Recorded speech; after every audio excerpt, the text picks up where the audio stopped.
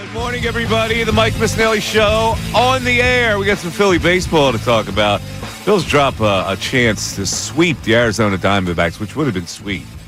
But there's a lot to talk about in that game on how they lost that game after they came back, made a valiant comeback, only to give it away back in the top of the 10th inning. The Phillies have won now 3 straight series. Do we take that? I don't know. Do we take that as a really good badge of honor, or do we go, nah, they're not consistent enough? The problems that they have are just too much, too encompassing for us to get swayed to go over the top with this team to feel good about this team. But we will try to do that today because there seems to be a sentiment in this room that there are more positives than negatives with the Phillies. And I have a hard time getting there. Not that I'm Mr. Negative. I would call myself Mr. Reality. And in that 10th inning, you saw something that really tripped them up. First of all, they had to go through the entire bullpen to get to that spot. And then, with no confidence in the one remaining guy in the bullpen, although I submit there may have been 2, and this overprotecting is getting a little too carried away. But they had to use Alvarado for 2 innings. You can't use him for 2 innings. You certainly can't use him when he has to sit in the dugout and then go out for another inning. That is bad form, and I think that was manager error. But Bill Colarulo's here. Ray Dunn is here, fresh off running in the Broad Street Run. Bill Colarulo is the man who is inherently more positive than negative today about your fight in Phil. So, Bill, I would like for you to explain to the audience why you feel there are more positives than negatives with the Phillies. Yeah, good morning, Mike. Good morning, Ray. Good morning, everybody. Listen, you look at this Philadelphia Phillies team, and I'm not saying to ignore what the issues are with the team. There are issues. We know they need a right-handed arm in the pen. There's still some question marks in the outfield. Obviously, Ranger Suarez didn't look good yesterday. But when we look at what they've done over the first couple months of the season, yeah, they're only 4 games over 500 at 19-15, but in 11 series, they've only lost 3. They're 7-3-1 in their series this year. That's pretty damn good. They're top 8 in batting average. They're top 4 in on-base percentage. They're top 4 batting average with runners on. They're top 8 batting average with runners in scoring position. You keep hearing, oh, well, they strike out a lot. They're top 8 in least strikeouts. And then you look at some of the issues that they've had. All right, the outfield. Well, Max Kepler is trending up. He's looked pretty good over the last couple of games. Even against left-handed pitching, he went yard the other day. In the bullpen, the right-handed arms. All right, Kirkring leaves a little bit to be desired, but Romano's trending up. Tanner Banks with the left-hander, he's trending up. So there's things to look at this baseball team and say, you know what? Maybe there have been a lot of positives. And I told you they've won 7 of their 11 series. They've only lost 3 of them, and they've done that with Bryce Harper not playing to Bryce Harper's level. Aaron Nola now trending up after his start on Saturday. He did not start the season very well. So when I look at this baseball team, yes, let's not ignore what the issues are, but let's also not act as if the sky is falling. This is a pretty damn good baseball team that hasn't played as badly as I think we are acting as if they played. And I get it because we have PTSD from the way last season ended in the year before. But there's a lot of positives to look at this baseball team, especially this past weekend. What has happened to you? I don't know. What has happened to you? I'm feeling good. What, numbers? Is that what it is? Numbers? It's numbers. It's results. Look, Mike, you know in baseball, the goal every series is to win the series. The goal is not to sweep every series. Winning series doesn't do that much for me. So what? You win a series. Dude, they've only lost 3 of 11 series. You continue that trend, you're going to be fine. Trending up doesn't do anything for me either because trends don't happen in baseball. Trending up. But Romano is trending up. Aaron Nola is trending up. How do you make a statement like that? What does trending up mean? Does it mean consistency? Does it mean they're going to continue to be at that level that we're expected to have them? Trending up means nothing. It's a temporary thing. It's like somebody winning in a muddy race at the Kentucky Derby. Let me ask you. Let's talk about Aaron Nola. Mm-hmm. Do you feel better about Aaron Nola after that start? I don't feel better. I mean, Aaron Nola is what he is. I I don't get overly carried away with a good start from Aaron Nola because it's just as likely the next start's not going to be as good. But, he's an okay pitcher. Wait. But the trending up thing is ridiculous. Wait a second. When you say Aaron Nola is what he is, he's been a pretty damn good pitcher here. He has. But we're talking about right now. What is he right now? Is he a guy like that you can count on every night? No, you can count on him maybe 2 of every 3, but you're not going to be able to count on him. But what are you basing that on? Well, he started the season a little bit slow. If I'm looking at and I'm projecting what Aaron Nola is going to do the rest of the way, I'm expecting him to have a pretty good season. But you're not looking at the ability of Aaron Nola. He's a guy now whose velocity is down, who has to be perfect every time out. What are the chances are that he's going to be perfect every time out? What does that mean, trending up? I don't get what that means, trending up. When you talk about his velocity, we've talked about this before. Aaron Nola's velocity was down to start the year last year as well, and he starts to build. He's got to be perfect. He starts to build. He's a nibbler. So you can't count on a nibbler giving you a consistent game every time he takes the mound. See, I disagree when I look at Aaron Nola. I think what the exception was what he did to start this season, and you're going to see Aaron Nola come back to the form that we expect. I don't think you are. And okay, Kepler. I like Kepler. He's starting to hit the ball hard. I get it. They still have a center field problem, and they still have a terrible bullpen problem. So whether you look at this temporarily and say they won 3 straight series, that means nothing to me. Trending up, that means nothing to me. Let me stop you. They need to add here. Let me stop you. You say they have a terrible bullpen problem. Yeah. I don't disagree that they need to add to the pen. Friday night, Strom, Banks, Romano. Why do you look at Ruiz, one game I'm just telling you. And project that that's going to be like, listen, they've solved all their problems? I'm not saying that they've solved all their problems, but Romano over his last few outings has looked a lot better. His velocity is improving. Do you trust him? Not yet. That's what I'm saying. This trending up belies in the face of what they are. Trending up means nothing. It's a temporary respite. See, when you say a temporary respite, I'm wondering if what we saw to start the season was the temporary respite from Aaron Nola, from Jordan Romano, from some of the guys in the bullpen. All of these guys now are starting to throw a little bit better. They look better. Who is starting to throw? Tanner Banks has been great over the last few hours. Do you trust Tanner Banks? I don't know. I got to see it more. Come on, Bill. But I do trust Aaron Nola. Here's the thing about you. You go so far overboard with being convinced. Like I didn't say I was convinced. I'm saying they're trending up. Is this a shtick today for you? You're going Mr. Positive? No. You're trying to get the chat on your side? I am trying to look at this team for what it is and not overreact based off of what I saw last season. No matter what they're doing temporarily, they've won 3 straight series. A big deal. They're trending up. The numbers say they're trending up. Are they good enough? Are they a playoff lock for you right now?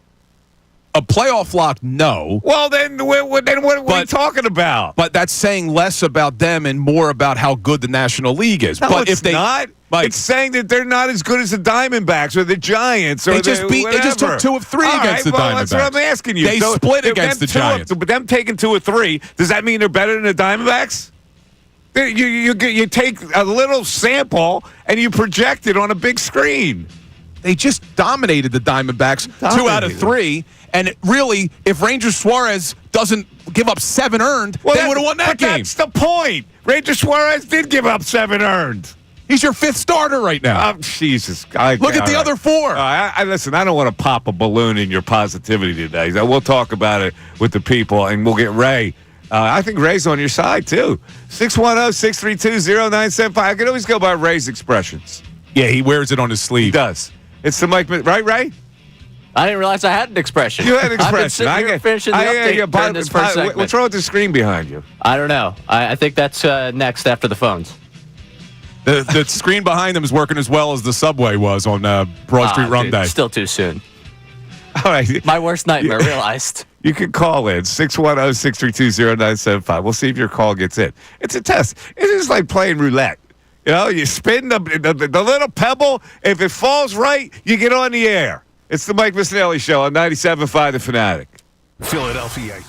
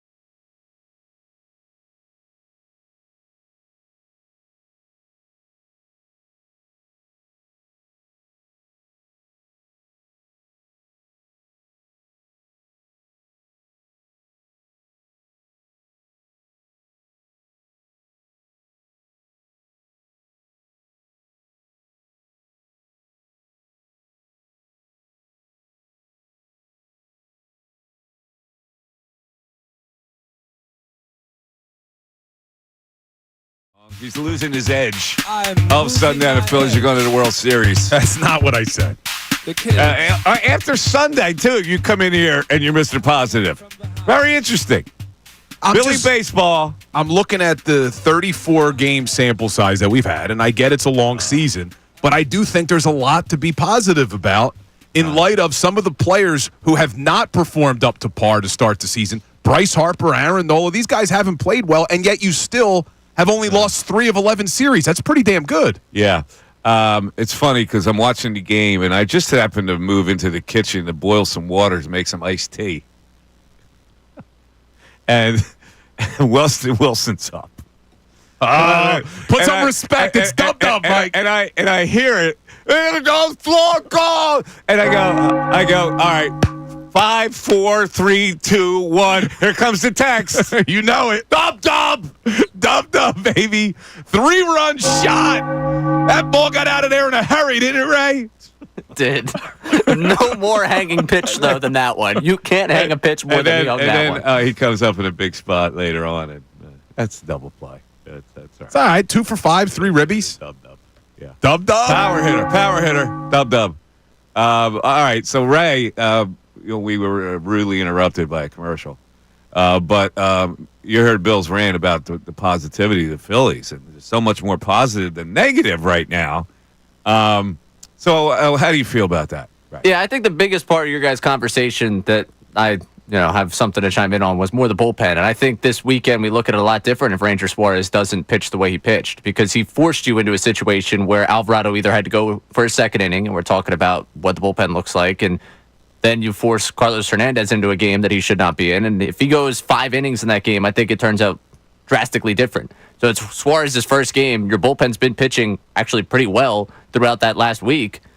I don't think we're looking at like, wow, this bullpen's in rough shape if they don't blow a game on Sunday to the Diamondbacks.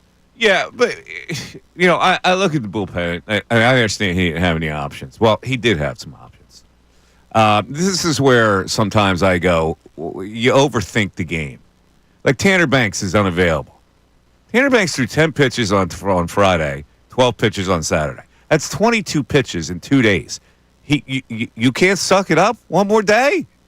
You got to use Alvarado and Tanner. Hey, Tanner, can you go? Yeah, it's good. I'm good, Skip. 22 pitches he threw. 22. Less than Alvarado threw in the 2 innings? That's what I'm talking about. Alvarado's not going to have a brief inning. He threw 16 pitches the inning before. Now they got to send him back out.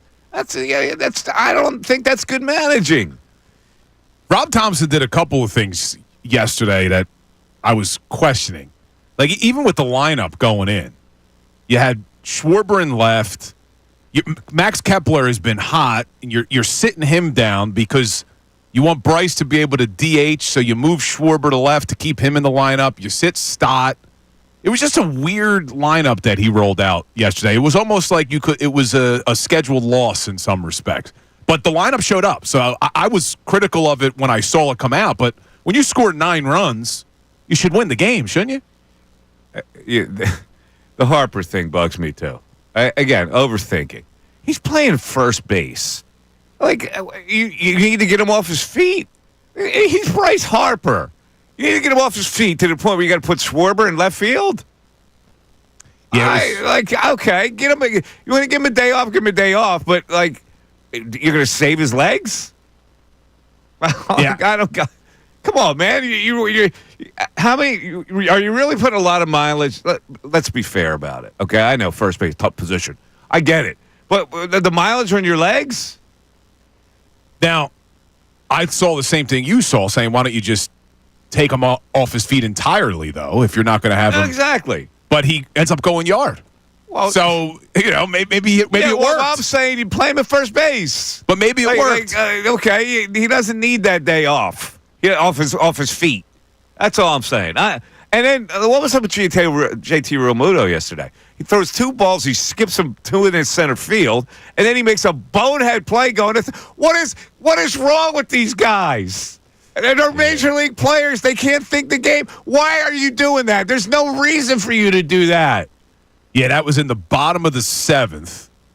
At that point, the score was 7-6, I think. Arizona. Yeah, 7-6 Arizona. It was the strikeout wild pitch. Bohm takes first. Realmuto should just stop, and he tries to get to third. Why? What is the risk reward? When you play baseball, and you certainly at a major league level, you've got to have that ingrained in your head. I don't understand it. Now, we ripped Rojas for doing something very similar. Exactly. And Rojas was actually safe. JT gets thrown out. Yeah, he deserves to be criticized. It's a dumb play. He knows it's a dumb play. JT knows the game. Well, if you know it, then you don't go. Apparently, you didn't know it. Yeah, I didn't understand that at all. But again, more positives than negatives, Mike. All right, I want to introduce one more thing as we go into the break. What is it about Trey Turner that people hate him so much? It's the contract, man. What is now? Seriously, this is the serious. I need to get feedback on this. What is it about Trey Turner that makes you bail, like right away? But there's no like he's hitting 300. He's not driving the ball like he used to. I get it, but it's not like he. I understand he has not been a good fielder this year. I get it. He lacks concentration in the field. But what is it? Is it the expression? He's always got a worried look on his face. Have you noticed this? He doesn't gravitate to the Philadelphia fan for whatever reason it is, and I want to know what it is. Well, last week we had that conversation about the halo or the horns in reference to Nick The halo Sirianni. effect? Yeah, and Yeah. you talk about that first impression. Right. Well, think about what Phillies fans' first impression was of Trey Turner when he came here. We were excited, man. We saw what he did in Washington. We saw what he did in L.A. We saw what he did in the World Baseball Classic right before the season. Yep. And then he comes here, and it was terrible.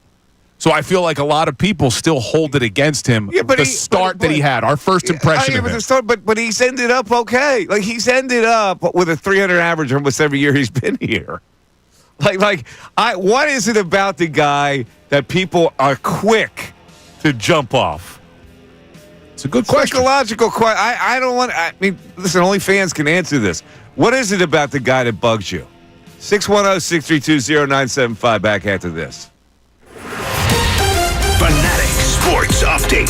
Phillies drop finale with the Diamondbacks. I'm Ray Dunn with this Fanatic Sports Update. The Phillies lost 11-9 in 10 innings to the Diamondbacks on Sunday, failing to complete the sweep. Ranger Suarez struggled in his first start of the season, allowing 7 runs in 3 2/3 innings. The bullpen kept the Diamondbacks at bay long enough to allow the Phillies bats to stage a 6-run comeback, with Jose Alvarado had a tough go, but in the 10th inning, Phillies trailing by 3 runs. Going into the bottom half of the 10th, there was an opportunity to win it with both Bryce Harper and Kyle Schwarber representing the game-winning run at the plate, but both got out. Harper talked postgame about the frustrations of the early time he's had at the plate.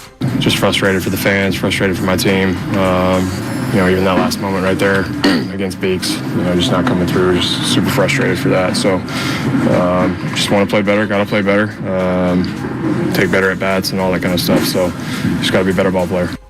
Day off today for the Phils before they're back in action tomorrow in Tampa Bay. Tonight is the NHL Draft Lottery at 7 o'clock, and the Flyers have a 9.5% chance of the pick being number 1 overall for them. You can watch the lottery on ESPN tonight. In the NBA last night, former 76er Buddy Hield scored 33 points to lead the Warriors to a Game 7 win in Houston over the Rockets. This update's brought to you by Mercedes-Benz. That feeling of owning your first Mercedes-Benz, hard to believe, but it's real. From leather stitching, the iconic design, every element of Mercedes lives up to its reputation. See for yourself at your local dealer. I'm Ray Dunn, your home for truest championship coverage, 97.5 The Fanatic and 97.5thefanatic.com.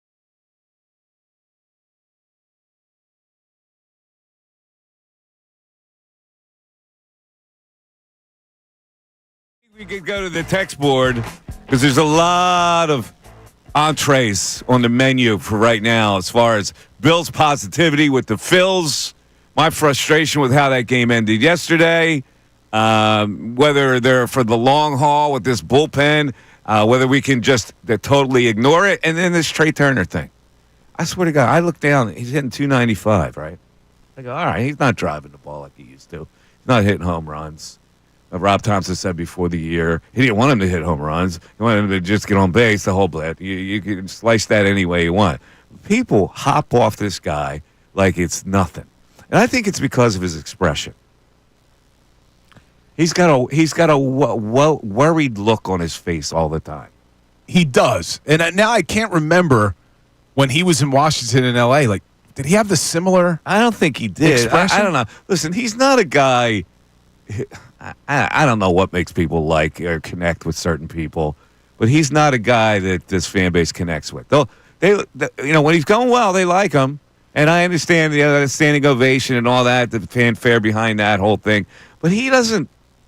I don't know what it is with him, but he doesn't connect with this fan base.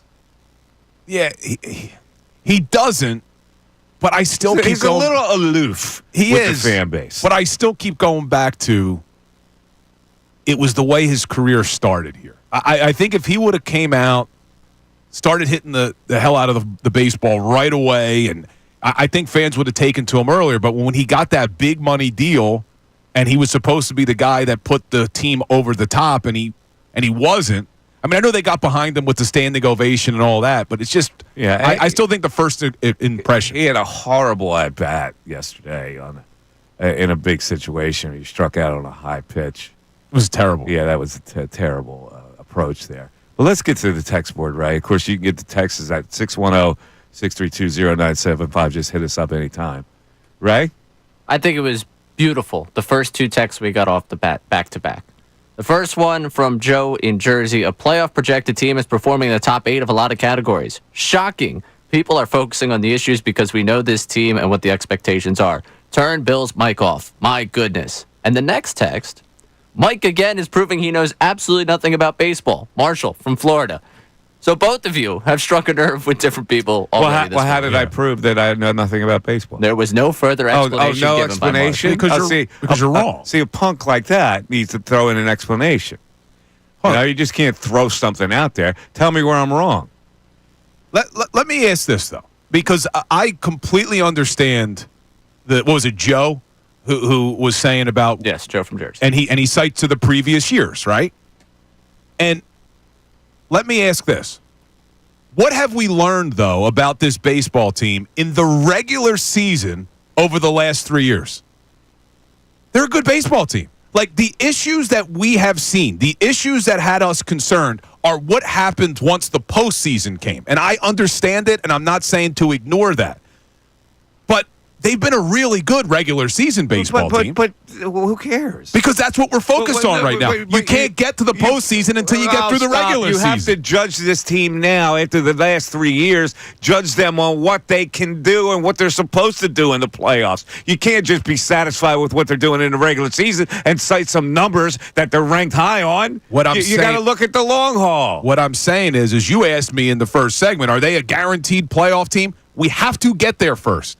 And what we've learned about this team is that over a course of a 162-game season, they're going to win a lot of baseball games. And that is the goal in the regular season. I'm not saying ignore the issues, even down the stretch last year. I hated that they were ignoring the question issues. You have to ask yourself is only one question.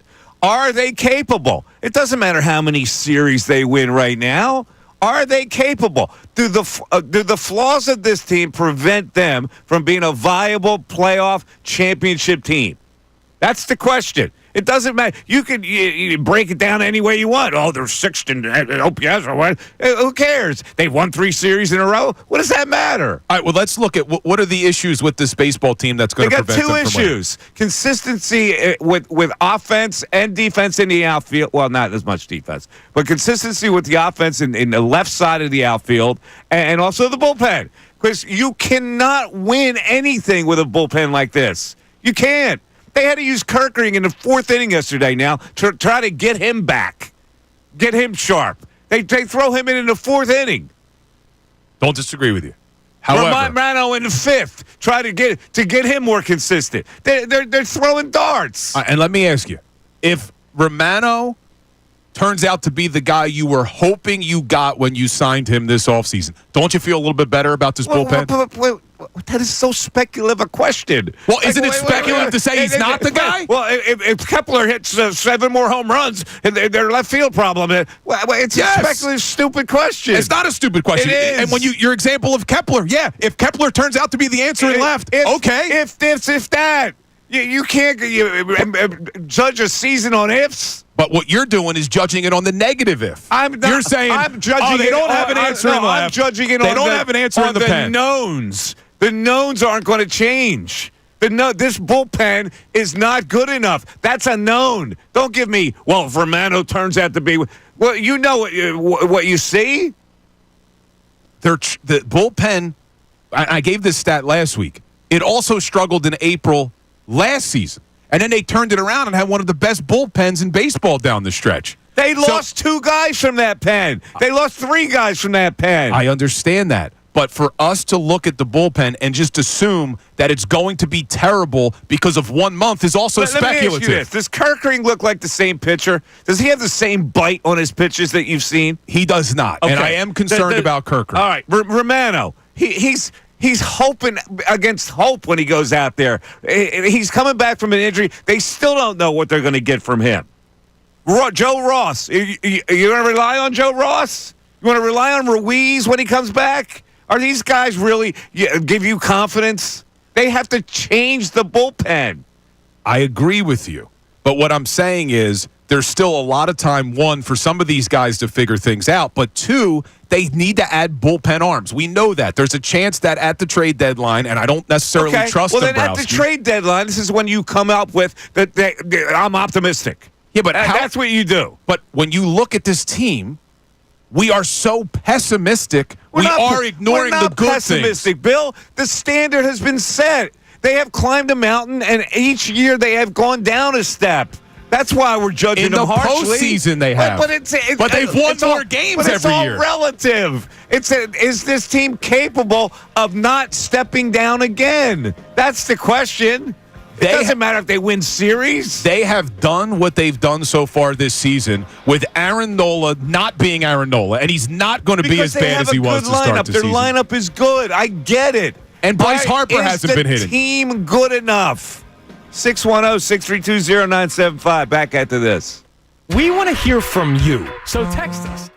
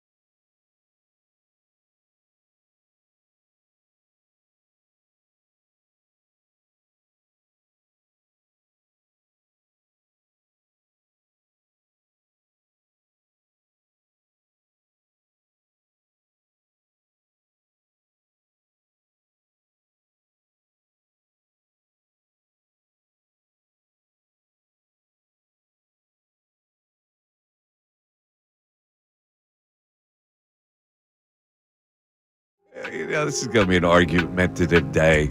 Bill all of a sudden flips it. More positives than negatives. This is a team. Of course, they're a good team. They got Bryce Harper. They got Zach Wheeler. They got a lot of good players. They also have a good starting pitching staff. But they also have Suarez and Walker. And Ranger didn't do anything to his velocity was down. Now, is it possible that we've seen the best of Ranger Suarez? Oh, yeah, it's possible. Okay. So that's two guys now in their starting staff. Yeah. It's possible, but I was looking at the velo thing because you and I were texting about it, too. Uh-huh. I saw he averaged 92 miles an hour with his sinker and his four-seamer, which they say is pretty standard to what he's done in previous years. Really? He was up at 94, 95 2 years ago. I'm just looking at the numbers based off of the average over the last couple of seasons. He may have touched 94. 94, 95 a couple years. Right. Am I crazy? Maybe he touched it. It wasn't his average. 94, 95 a couple years ago. I had the same gut instinct as you, and I was talking to people about it, and I was told that it was not as high as I remember. Really? At 94, 95, I remember specifically.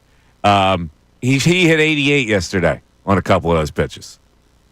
He looked good early, and then it all fell apart in the third. Yeah, and it's the wear and tear. If it's the back, you're going to have wear and tear, and you're not going to be able to sustain it. That's what worries me about Ranger Suarez. That's why I wanted to move him, and that's why I would move him right now for 2 relief pitchers. He's going to have to give you a couple good outings to get something good in return, though, isn't he? Now, there's always a team that'll take. Listen, starting pitching is key, and a lot of teams will take on a guy like that. Just think they can, they can get he'll give us 5 solid every time.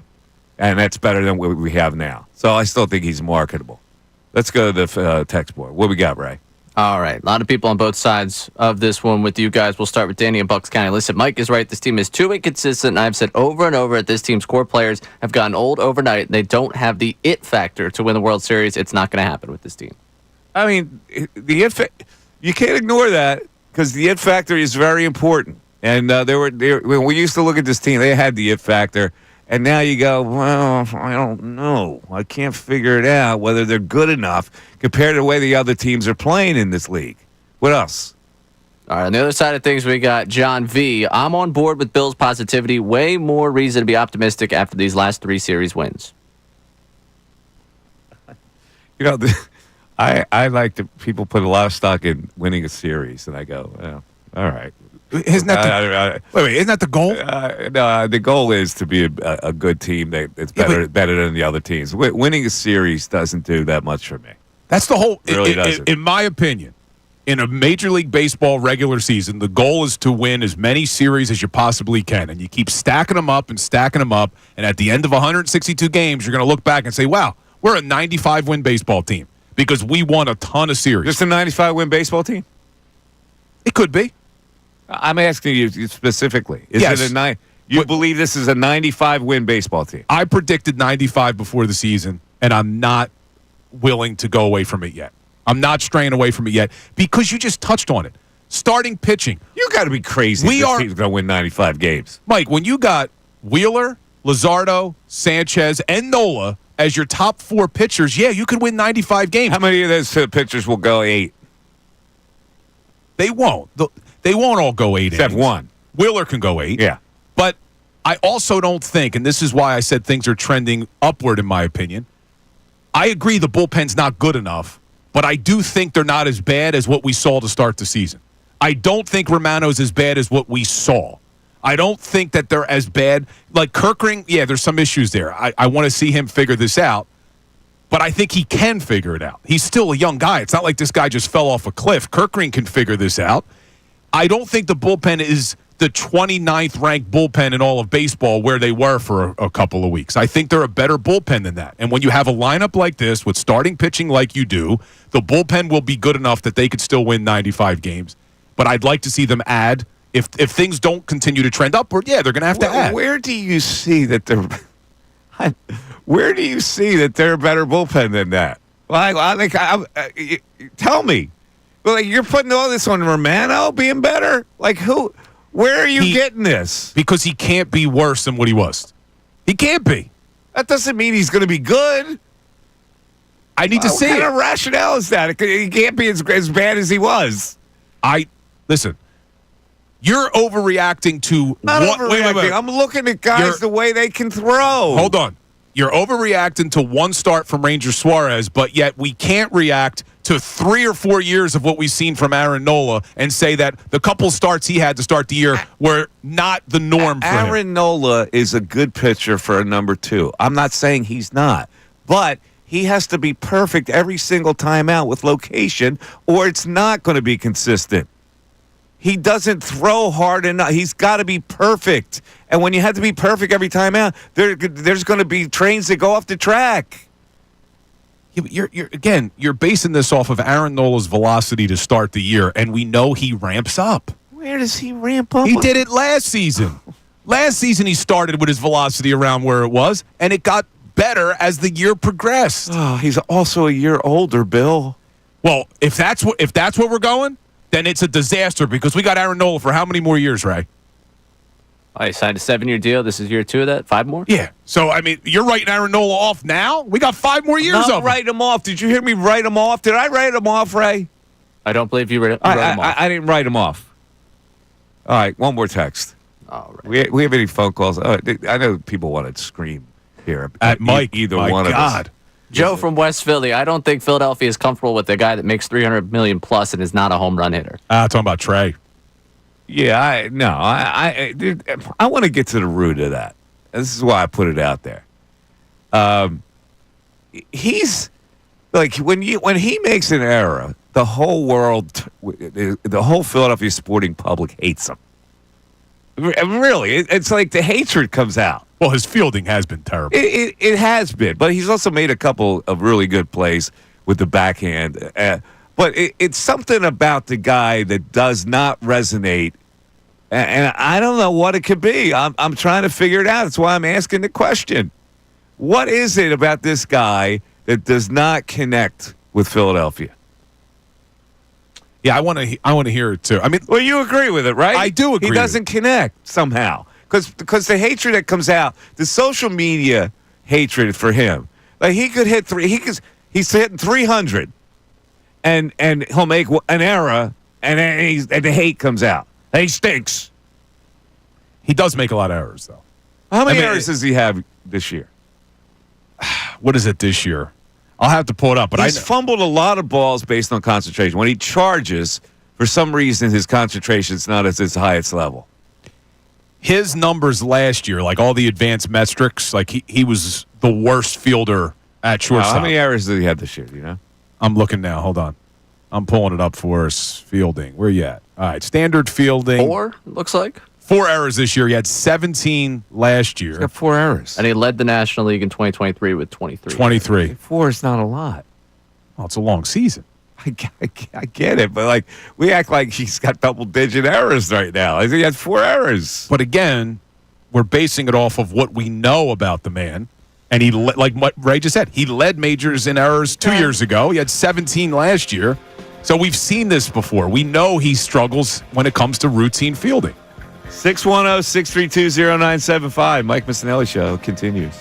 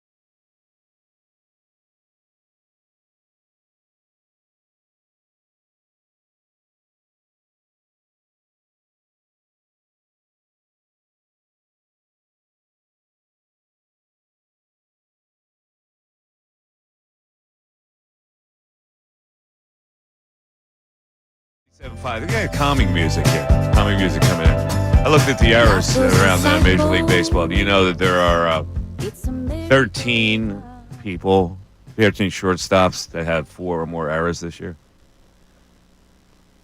But 13. it's not just based off of this year. I'm just giving you a number. Since you're into numbers, you went all through the numbers. They ranked this, they ranked that. I got to give you a number. 13 shortstops have 4 or more errors this year. Now, I'm not saying that he's playing satisfactory defense. I'm saying he still hits around 300, and he's got 4 errors, which is kind of like in the medium right now in Major League Baseball.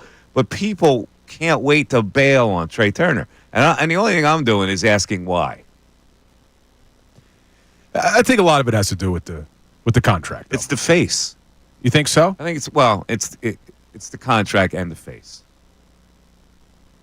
The contract and the face. He's got something like. You think he's got to hate the face? No, it's not a hate the face. It's a not like the face though.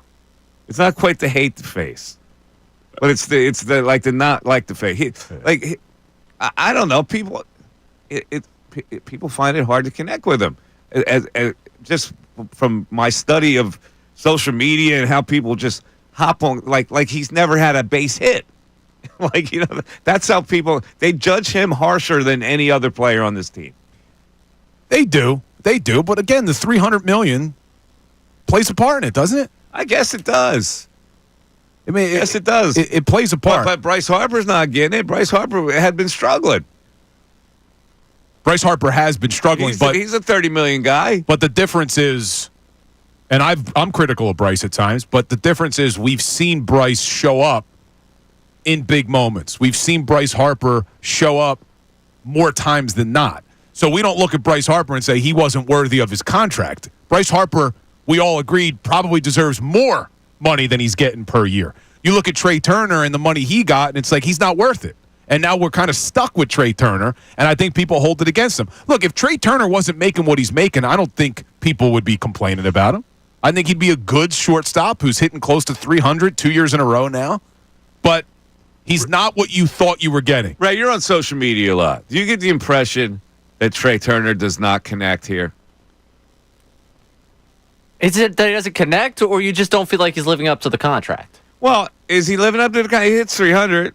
But like you said, the errors, and there's 13 shortstops 23 that have 23 and 17. Yeah, so he's on pace to get 17 again, I guess. Right, but you mentioned there's 13 shortstops that have that right now, yeah. And immediately in the YouTube chat, someone says, "Well, there are 13 shortstops making $27 million a year." I really think it comes back to people thought you were getting prime time MVP candidate Trey Turner, and I don't think people have seen that. So yet. it's the contract. Bill, you're right.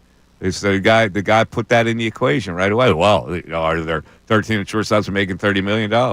Well, did they get him because he was the defensive wizard, or did they get him because he was an offensive player? Well, they got him because he was an offensive player, but he hasn't necessarily delivered there either, though. To that point, the 300 every year, hasn't he? The 300 hit it last year, and just under it last year, and then this year right now he's doing it. But to that point, MVP candidate Trey Turner is providing you with pop that right now he's not being asked to give you. And maybe that balances out this lineup, and maybe that's the best thing for this lineup right now. But that was what you were paying for. You were paying for the guy that brought you pop, brought you that smooth play. I agree. And I'll criticize him for that, but people are willing to turn on him like a pin, like boom, like a pin drops, and they turn on Trey Turner. I think it's fascinating. I really do. Like they don't boo him, but they just are dissatisfied. Like he doesn't connect somehow. Yeah, it could also be kind of just the way he carries himself too. I think it is. I think it's a combination. But how's he carry himself? Like define how he carries himself that would rub people the wrong way. You're listening to Mike Missanelli Show. It's 97.5 The Fanatic, WPEN, HD1, Burlington, Philadelphia, Beasley Media Group station, broadcasting live from the Comcast Business Studios, powering possibilities. Okay, so he's hit 266, 295, and he's hitting 297 this year. He's got a 296 lifetime. He's 281 with the Phillies. Yeah, so far. Yeah, 300 hitter with Washington and a 307 hitter with the Dodgers, but not. Yeah, 281 you would take, but it just this is a crazy thing to say, but like even though he hit 295 last year, it didn't feel like it was a 295 season. I know that's what it was because the numbers prove it, but it just he missed a lot of games. He missed like 40-something games, whatever it was, but it just didn't feel like 807 OPS. It just didn't feel like that. You know, it just and maybe we are holding the contract against him. I think it is. I really think it is. What do he do in the playoffs? Let's see what he's done. Let's face it. He's now in his 11th year as a big league shortstop. Now, there's a lot of wear and tear at shortstop. There is, and that's what you have suggested, maybe moving him to the outfield, which a lot of people have talked about. And I just wanted to pull something I think up. they're going to have to do that. But then, is it like the shortstop position? Like, who gets it? Like, is that kid going to be ready to play shortstop in the major leagues? I don't know. I think he's more of a third baseman. So you create another problem. You talking about Aiden Miller? Yeah. Yeah. And you don't think Bryson Stott can move to short? No. And they're still not trusting Stott against left-handed pitching. So what's Even the if Bryson difference? Stott moves to short, who plays second? Sosa every day? No, You you'd have to got to figure go it out and get somebody in that case. But I do believe they would consider moving him to center field next year. Yeah, who was it that was on? Was it Stark? Jason Stark who said that? Yeah. So it's interesting. Well, I just wanted to pull something up, too, because I said Bryce Harper has showed up in big moments. And I want, like, what did Trey Turner do in the playoffs? Now, last year, everybody kind of went cold. In 2023, the first season Trey Turner was here, he hit close to 350 in the playoffs that season. He had 347. He had a slug of 633, an OPS of 1.033, had 3 home runs, 5 ribbies, but we don't really remember that. We remember the struggles. We don't remember when he's actually showed up. Well, that 2023 team, I think for everyone, it's about the last 5 games. Yeah, That's it was what about everyone Arizona. remembers. Yeah. Everyone remembers going up 2-0 and what happened after that. And after that, he hit 100. And he wasn't the only one. Oh, but yeah, so did Bryce, right? So did everybody. But that's what I'm saying. Like he was not a part of that 2022 team where he gets credit for the run to the World Series.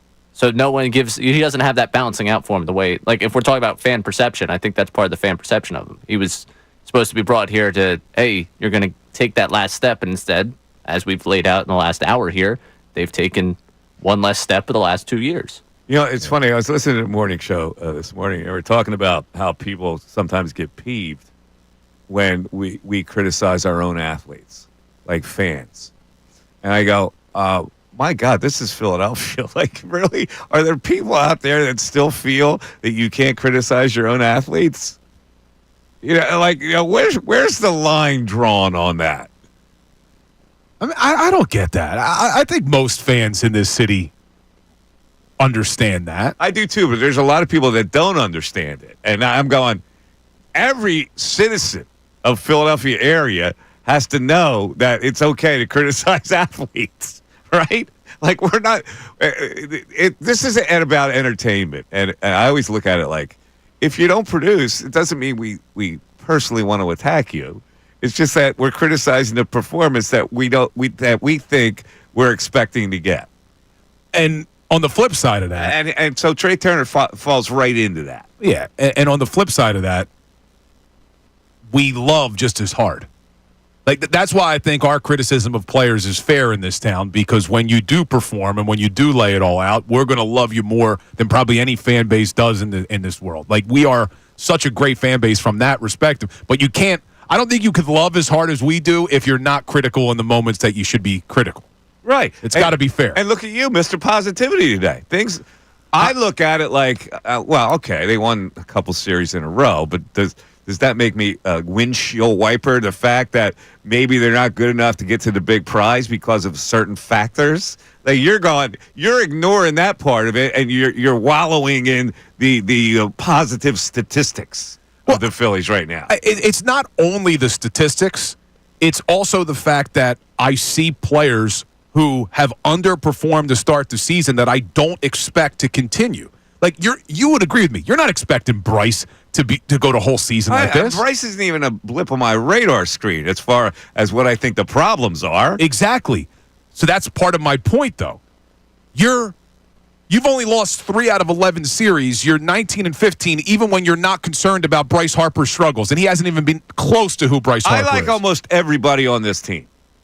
except I am not oblivious to the fact that there's a couple of factors that can hold them back from the big prize. That's the way I look at it now. When I look at the Phillies, I go, they get to the dance, okay? They got to the dance, then they slipped one notch below the dance, and then they slipped notch two below the dance. So I go, it's fair for me to say I like most of the players on this team, but are they good enough to win the big prize? Right now, I don't think they are, and it doesn't matter that they've won a couple series. But I'm not stupid. But you're confident they get to the dance. I know I'm not confident they get to the dance. That's the whole thing. See, I'm not confident. They're right on the borderline. They're like the Sixers trying to get the 10th seed. How many teams would you look at in the National League and say, guaranteed they make it to the dance, outside of the Dodgers? I can't guarantee anybody. Dodgers probably the closest to being a guarantee. The teams out, the Padres are guaranteed. The Padres are a good team. See, I wouldn't say they're a guarantee. Oh, the Padres? Of course they're a guarantee. They're solid, man. Now, the Giants, the Arizona Diamondbacks, I mean, who the frick knows? The Braves are now making a run here. Who knows if the Mets can catch? There's a lot of teams that are involved right now, which is why I look at the bullpen and I emphasize something that can hold them back. That bullpen can hold them back. And I don't care what your damn numbers say. But you would also agree with me, Mr. Numbers, that the starting pitching is probably the best starting pitching staff in baseball. Maybe, but now I got to deal with Walker and Suarez. 610-632-0975. Cy Young Walker. We're back after this. Andrew Salciunas. I'm not moving to the outfield. If you're worried about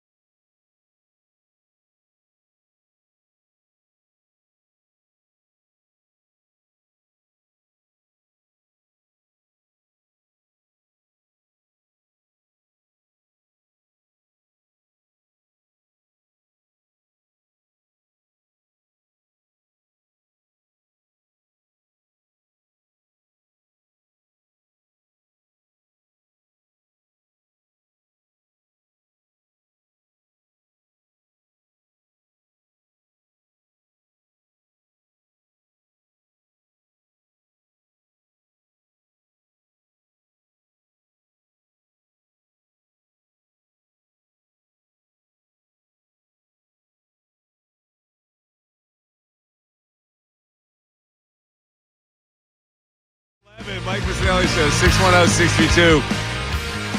610-632-0975. Let's give some accolades to our producer, Ray Dunn, who ran a Broad Street Run. A personal best for Ray. How about this? I believe they call that a PR. A PR, a personal record. Ray, congratulations. Tell me about your experience in the Broad Street Run. And I know you had a bad subway experience. Yeah, so the day with the run was fine. Was great. Outside of like mile 8, everything was smooth sailing for me. The getting to the race was the problem because I was on the subway train that was stopped due to a mechanical error, which we were told it was a brake problem from the guy over the PA that's like, it's going to be a few minutes. It was over a half hour. It felt like 45, but I was told that 45 was an exaggeration. So at least over a half hour of sitting in a hot subway car, shoulder to shoulder, without AC, before you're supposed to go running, which stopped me from being able to stretch. And also we had to get out at the Wyoming stop, which was over a mile from the start of the race. So I got to the race pretty much at the time the race was going to start. Wow, you were like Jean Paul running to the starting line in Seinfeld? Yeah, pretty much. Jean Paul. But I didn't oversleep. There was no oversleep, and I got out of my apartment when I needed to. But you had to rush to the starting line. I did. Wait, was it just the one subway car that had the issue, or did the entire subway system shut down? Oh, no. We were the one car. I was fortunate enough to be a part of the one train that had a problem. So how did you run a personal best then? I felt pretty confident I was going to run a personal best. I felt like this is the best shape. He was ready. Wise. Look at that, Bill. He was ready. What'd you do Saturday night? Any alcoholic beverages? There was. So, no way. Yeah, so Saturday, I was invited out with friends that were going to the Phillies game. They wanted me to go to the game with them. I was like, I can't. It's my roommate's birthday. So I went a nice Bach bar down there in South Philly, a nice view of the city. Went there, had 2 with them in the afternoon. And I've been hydrating like crazy Friday and throughout the day Saturday. Had 2 with them, went and had my pasta dinner at a nice place in South Philly, and then went and met my friends at Palladium for a couple of drinks for my roommate's birthday. What is wrong with you? So I had overall the day, 5 beers, 2 shots, and I was home before midnight. Dude? Ray. See, I ought to be young again. Yeah, seriously. I couldn't plant a tomato after being that many drinks. Dude, one glass and of wine, and I probably wouldn't have been able to run. Yeah, well, I went home and I had Pedialyte before I went to bed. Chugged Pedialyte, went to bed, woke up 5 o'clock, and I was ready to go. Sweat it out. Damn. I did sweat out on the subway. Trust me, I sweat out everything in my system on that subway. So what was your time? 1:30, 38, I think it was. 1:30, 38. How long is that race? 10 miles. 10 miles? Yeah. Bill, could you have done that? Of course. Bill could have done it. I ran it a few years ago, and I forget. We looked it up, what I ran it in. I think it was 1:34 or something like that, wasn't it? You would say 1:35 because I'd run 1:34. Yeah, something like that. I ran it. My daughter's 10. I ran it 10 years ago. Yeah. I do have to give a shout out though to my dad. He finished the Broad Street Run for the 17th time. That's great. Pop is a runner. He runs the Broad Street Run every year. Does he run the train for it? He does. He runs. He trains. He's a runner, but he's not really like. I wouldn't classify him as. I guess he's a runner. I guess he picked it up later in life. So what's his like? If I were to just run the Broad Street Run and try to outlast it, which I probably couldn't do, well, what would be my like? Do people run it in like 3 hours? Yeah, people just finish, right? I would say Really? you could probably do it somewhere in the 2-hour range. Who finishes last? Like, what's the time? I don't know. I was out of there before it all ended. I was waiting for a couple of friends. How long do they keep the finish line up? You know, like, here comes the last guy. 4 hours later. Oh man, I wish this guy would finish. I gotta go get lunch. Well, there's some people that have fun with it. Like people are giving out beer, giving out shots along the way. I can't do that. I can't drink and run in the moment. I just pulled up my dad's time. So now my dad is 66, and he finished it in an hour 58. Yeah, that's pretty good, man. So that's really good. So he did it. He finished it. Do people walk it? Yeah, people walk. That's the one thing it. I don't. That's the one thing I stopped myself. Like mile 8 yesterday was what crushed me and what stopped me from getting the time I wanted for sure. 8 mile. Yeah, 8 mile. I had, so when people walk it, how long would it take? Ooh, I'm looking to see who came in last. Oh, don't do that to the person. I'm not going to name them, but it looks like the longest it took someone was 3 hours and 49 minutes. 3 hours and 49 minutes, and they came in 33,007th place. How many are in this thing? 33,000 people. 33,000 people. How? How do you get to the closest to the starting line? So they do staggered start. So like it starts with the wheelchair participants go, then the elite athletes, then I think Red Corral is like the second, like the next group that goes. Oh, you have to have a time posted. There's a laser chip in your bib. So as soon as you cross the starting line, it starts your time, and then as soon as you cross the finish line, it finishes it. You right? give them a target time that that you've either run or looking to run, and that's how they seed you. I screwed up. I signed up for the wrong corral, and I'll admit I broke the rules. I went with an earlier corral because I wanted to get moving. Oh, you wanted to test yourself? Well, no, it was really the corral I was supposed to be in, but I just gave them the wrong information. I checked the wrong one. I was rushing when I registered for no reason at all, but I was rushing to get through it and just send it in. And that like me not paying for brown bags? Yeah, kind of. This was, but I think a lot of people do the same as what I did. But I knew where I should have been, and I wanted to get started on my day quicker. Especially after the whole subway thing, I was like, you know what? At this point, just start the race. Let me get running. And there were a couple things I would take back of the way I ran that race, but other than that, PR. Yeah. So. Did you have to go to the bathroom at all during the 10 miles? Yeah, there was about mile 6. I was like, man, I think I'm going to need to sweat this out. Like, I'm going to need... So you didn't stop? No. I know I'm going to end up sweating it all out. So because I do remember the one year I ran it, I just sweated out, but there were so many people who just will stop and go behind a building along Broad Street. People really have to go to the bathroom? Like, do you have to go to the bathroom every time you play golf? Not always. I don't. Not always. No. And I'll drink stuff too. Like, I have a weird bowel system. I mean, not bladder system. I'm pretty regular, and I can hold it for a while. Good. I'm glad to hear that. Very happy for you. Congratulations on your success, Bill. All right. Very happy for you. Okay. I would say mine's pretty normal too if we're all going down this path. 610-632-0975. We get a lot of text today on the fighting Phillies, and boy, I tell you what, some exciting playoff action, not including any Philadelphia team, but the NHL. Bill, oh my God, that finished in a Jets game. I know. And the Blues. I hate to admit it, I didn't watch it live. I only watched the highlights. But when you talk about the NHL, there is a big night for the Flyers tonight. It's the draft lottery. The draft lottery, yeah.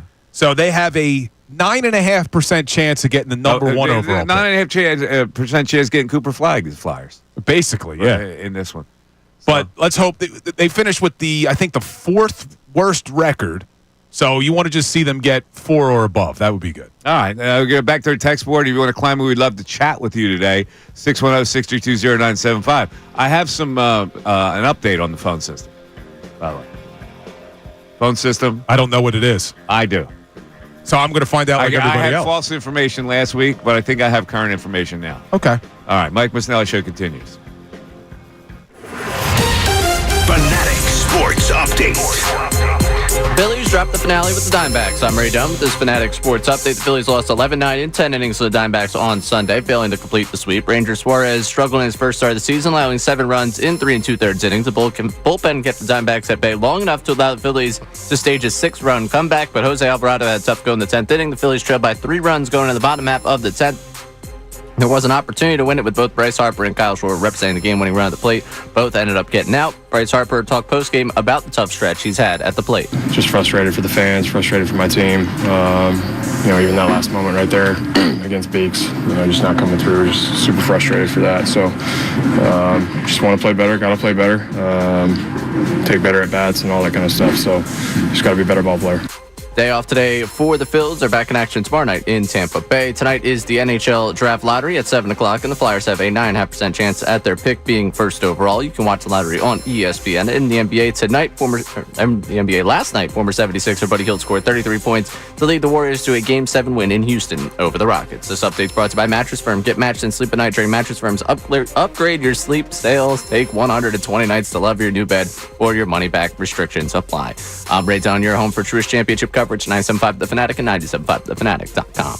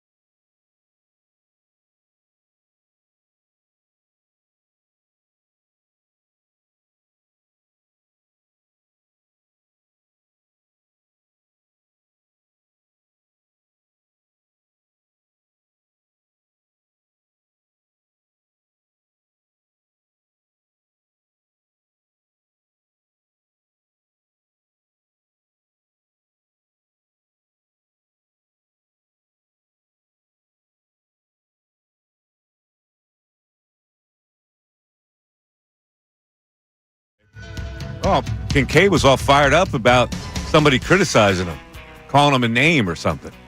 Hypocrite. Call him a hypocrite. Yeah, Who could it have been? Right, do you have any information on this? Was it Connor, Ray? No, Dylan's telling me it was Ricky Bo. Uh-oh. Ricky Bo called him a hypocrite. Ricky Bo. And I think it had to do with the fact that he has a Trey Turner jersey. Is that what it was about? Believe that's what it was about. Kincaid's one of those guys who wears the names on the back of jerseys, right? I think he's a Jersey guy. He's a Jersey guy. Yeah. And not a New Jersey guy, a sports jersey guy. All right. So I never was. I mean, as a kid, I had jerseys. No, I never was either. I don't think I ever owned a jersey. I think the last time I owned a jersey was middle school. Yeah, they're too expensive for my old man to buy. Oh, they were expensive. First of all, that wasn't going to happen. But that was always the big Christmas present. Like I would get an ice hockey, like a Flyers jersey. I had a Mark Recchi jersey as a kid. Dude, I used to have to pick sneakers out of a barrel. You used to play basketball barefoot on glass. No, that's a true story. I picked sneakers out of it. Like I couldn't buy a name brand sneaker for like a long time in my life. Wait, where did they have? I was a precocious hooper. New sneakers, but they were like generic brands. You're saying? Yeah. Okay. Yeah, with a Bobo brand out of a basket. You know, they were tied together with a zip tie. Got it.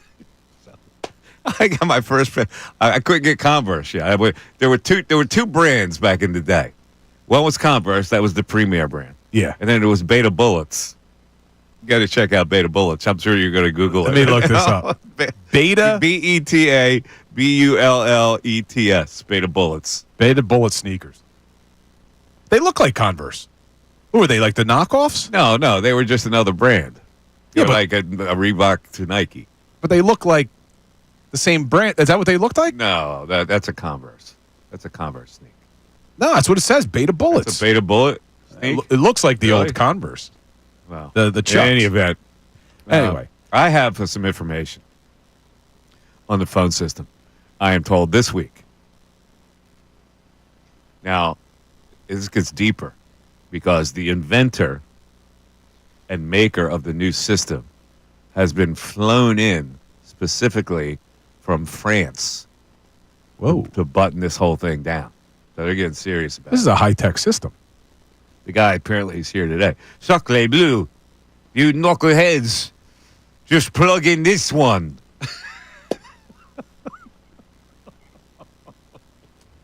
Oh my God! But apparently this week it's going to happen. All right. All right. Is he walking around, the guy from France? If you see a guy with a beret, that's. We're going to be this close to the new system. He's going to hear Mike talking about him, and all of a sudden the system's going to blow up again. Interesting. Oh my God! I can't make this up. I swear to God. Yeah, I know. Like right now, the old system, the phone calls aren't getting through for some reason. So Yeah. You have tried it. yeah, I was out there and I called a couple times, standing next to our AP. Nothing rang. There are people that your AP. Your AP. Do you think people know who the AP is there? Oh, the associate producer. Sorry, that was almost as bad as Mike saying that she did a stand-up and I thought it was comedy. Yeah. So if you want to try to call in, we would love to have you as a test pattern. Bill tried to call in just during the break, Yes, and we didn't get anywhere, did you? I did not. Hold on, I got bigger news. To be fair, I might have just blocked Bill's number from the. Is that what happened? Blocked Bill's number. You know, Just in case he wanted to talk to me on a weekend, I want to make sure there was no way he could call into any show I'm a part of. I should have. Contractually, after 2 p.m. on Friday, I don't have to deal I'm with going to call the VIP line. But an update on the John Kincade thing. Oh, okay. What is it? The Kincade text you? John just weighed in. Yeah. It was not Ricky Bo. Well, it must have been the other end. So it was either That's Connor or good. Silvana that went after John. Savannah going after a Oh, I professor. didn't think about Silvana. Could have been Silvana. John Feels not like Connor, though. John is not revealing it. He didn't say. I'm going to find out. John wants to make it clear that we shouldn't be calling each other names Wait, on our coworkers. wait. Was this I missed this bit No, this morning. serious. He was serious. Was John legitimately upset? They set me up this morning. He seemed like he was very upset being called a hypocrite, being called a name. He says Oh. we shouldn't be called people names. I just found out who it was. Who was it? It was not Ricky Bo. It was not Connor Thomas. And it was not Silvana Kelleher. Who could it have been? Dylan? There was another person on the mic on Friday. Amy Fadul. Oh. Amy Fadul. Whoa. I didn't think she had an inner. She went after John on Friday. Whoa. Oh, my God. Wow, That's a Friday afternoon news dump right there. He was not happy about it this morning. Amy Fadul. She always see Amy's the one you got to worry about because she's so nice. Amy, boy, Amy. So wait, tomorrow at 9? She's on every Tuesday at 9 o'clock on the morning show, right? Yeah, so tomorrow, must listen. Let's feud up. Let's stir it up. Let's stir it up. Steer it up. Little darling. Steer it up. All right, 610-632-0975. A couple texts, and then we'll try to get into this Philly thing where Bill is inherently positive about the Phillies. Somebody just said to me in the home, boy, Mike, you're being tough on the Phillies. I'm not being tough on them. Like right now, I'm just saying, hey, they got some flaws that I think could prevent them from actually getting into the playoffs. Now, they're good enough to get into the playoffs, but right now, the way the teams are stacked up, I would like to feel more confident if they would make a trade and get some bullpen pieces in here. Right? What's the text board saying? All right, Mark from Warminster. The problem we have with Trey Turner is, yes, definitely the contract. 2, he's not Jimmy. Jimmy was amazing defensively. Jimmy could drive the ball's leadoff hitter. Rollins, by the way, if people haven't picked up on that one. Yes, Jimmy's average wasn't as high, but Jimmy brought attitude. We love Jimmy. Oh, my God. Hold it. Trey Turner has gotten so negative a view here that now people are praising Jimmy Rollins. People hated Jimmy Rollins here. And Jimmy Rollins took all kinds of heat in this town. You're going to love the next line then. We love Jimmy. We see no expression from Trey, and that was okay for Utley because Jimmy was the man. That was okay from Utley was the man. But we expect way more from a $300 million player, especially when we're stuck with him for years to come. We love Jimmy. Oh, it keeps going. Mark is not anywhere close to being done here. It'd be one thing if Trey Turner were driving the ball, hitting 25 to 30 home runs a year with the 300 average. We would love him. We would overlook every defensive mess up that he has. He could have 20 errors in a season and we wouldn't care. But because he's a slap hitter currently and makes an error a game, he is very annoying to watch. Also, Mark wanted me to go into the studio and break up mom and dad fighting. I swear to God, we have selective memories. Jimmy Rollins was never universally accepted here. Oh, he pops up too much. Oh, he doesn't run out ground balls. Blah, blah, blah, blah. Like, I can't even get people to admit he's a Hall of Famer in this town. He played his hell out. He's a Hall of Fame talent player. And there's no one that endorses Jimmy Rollins for the Hall of Fame. And that Trey Turner has had such a negative effect that Jimmy Rollins now all of a sudden is anointed. But let me ask you, because you were on air then. After he wins the MVP in 07, and then after they win the World Series in 08, didn't it kind of change for Jimmy? No, it didn't change for Jimmy. I understand People the criticism still have the early. Listen, Ryan Howard and Jimmy Rollins were the most unfairly criticized players in the history of this city. In the history. Yeah, I remember Jimmy getting killed early. I just thought after they got over the hump, and he has that great season in 07. Sir. In fact, it got worse. He doesn't run out ground balls. Who does he think he is? He's got a star glide to him. That's hysterical. Star glide. He's at the star glide. You know who should have that star glide? Dubs, baby. Weston Wilson. Did you see the way he trotted those bases, Mike? What's wrong with you? Seriously. What is it? I think it's in the bottom. I got so happy when he hit that home run. I cared less about the game and more just about I can't wait to text Mike. What is it about your embrace of the mediocrity? I told you I like to annoy you with it. I don't think Weston Wilson is the answer in left field, but he's an okay right-handed bat off the bench. He has pop. I've told you that. He's got pop. He can go yard at a time. Power hitter. He might have some pop, but he's not a power hitter. I don't know. That home run would tell you otherwise, baby. What was the exit velo on that? Oh my God! Let me look that up. I can't stand this. I can't wait for the news at noon to take me away from this conversation. But anyway, to reiterate the conversation, Ranger Suarez.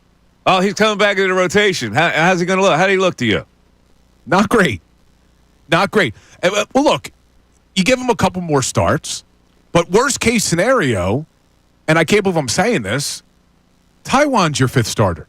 Taijuan Walker, what he's given you to start the season would have me completely okay with him as your fifth starter on a starting rotation as good as this. There's something wrong with this guy. I swear to God. We're realizing this now? He's embracing another mediocre player. What is it with you? I am embracing a mediocre player. You're oblivious to be flaws. The fifth starter. Listen, Walker has given you an opportunity to win in every one of his starts. Seriously, you think that's going to continue? Listen, you're the same guy who argued with me last season that when I said they need a better fifth starter, you're like, oh, name another team in the league who's got a fifth starter. You're now talking about a starting rotation that has 4 studs at the top. 4 studs. I can live with Walker as a fifth starter, and then if Ranger can't go more than 2 innings, put him in the pen. You go too far. You go too far in your praise of mediocrity. 610-632-0975. I haven't seen anything like it. 107 miles an hour was the exit velo, by the way, on Dub's homer. Mike Missanelli Show continues. Connor Thomas. It's crazy.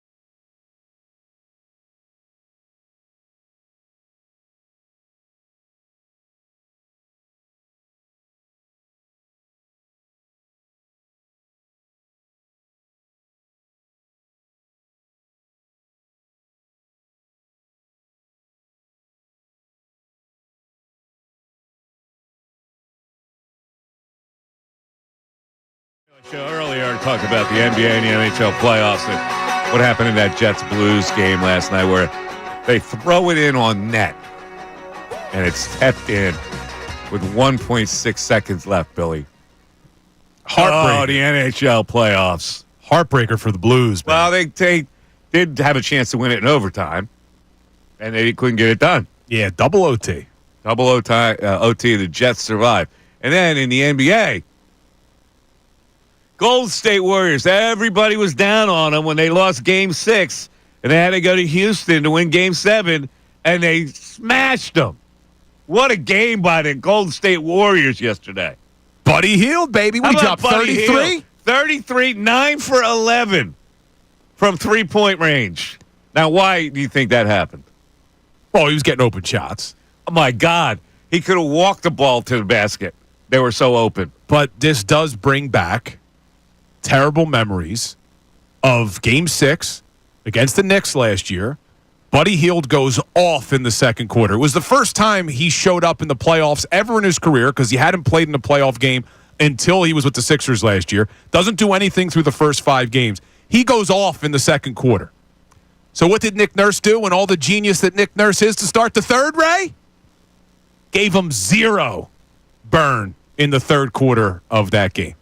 The guy couldn't miss in the second quarter in Game 6 against the Knicks, but Nick Nurse said, you know what, we're going to sit him the entire third quarter.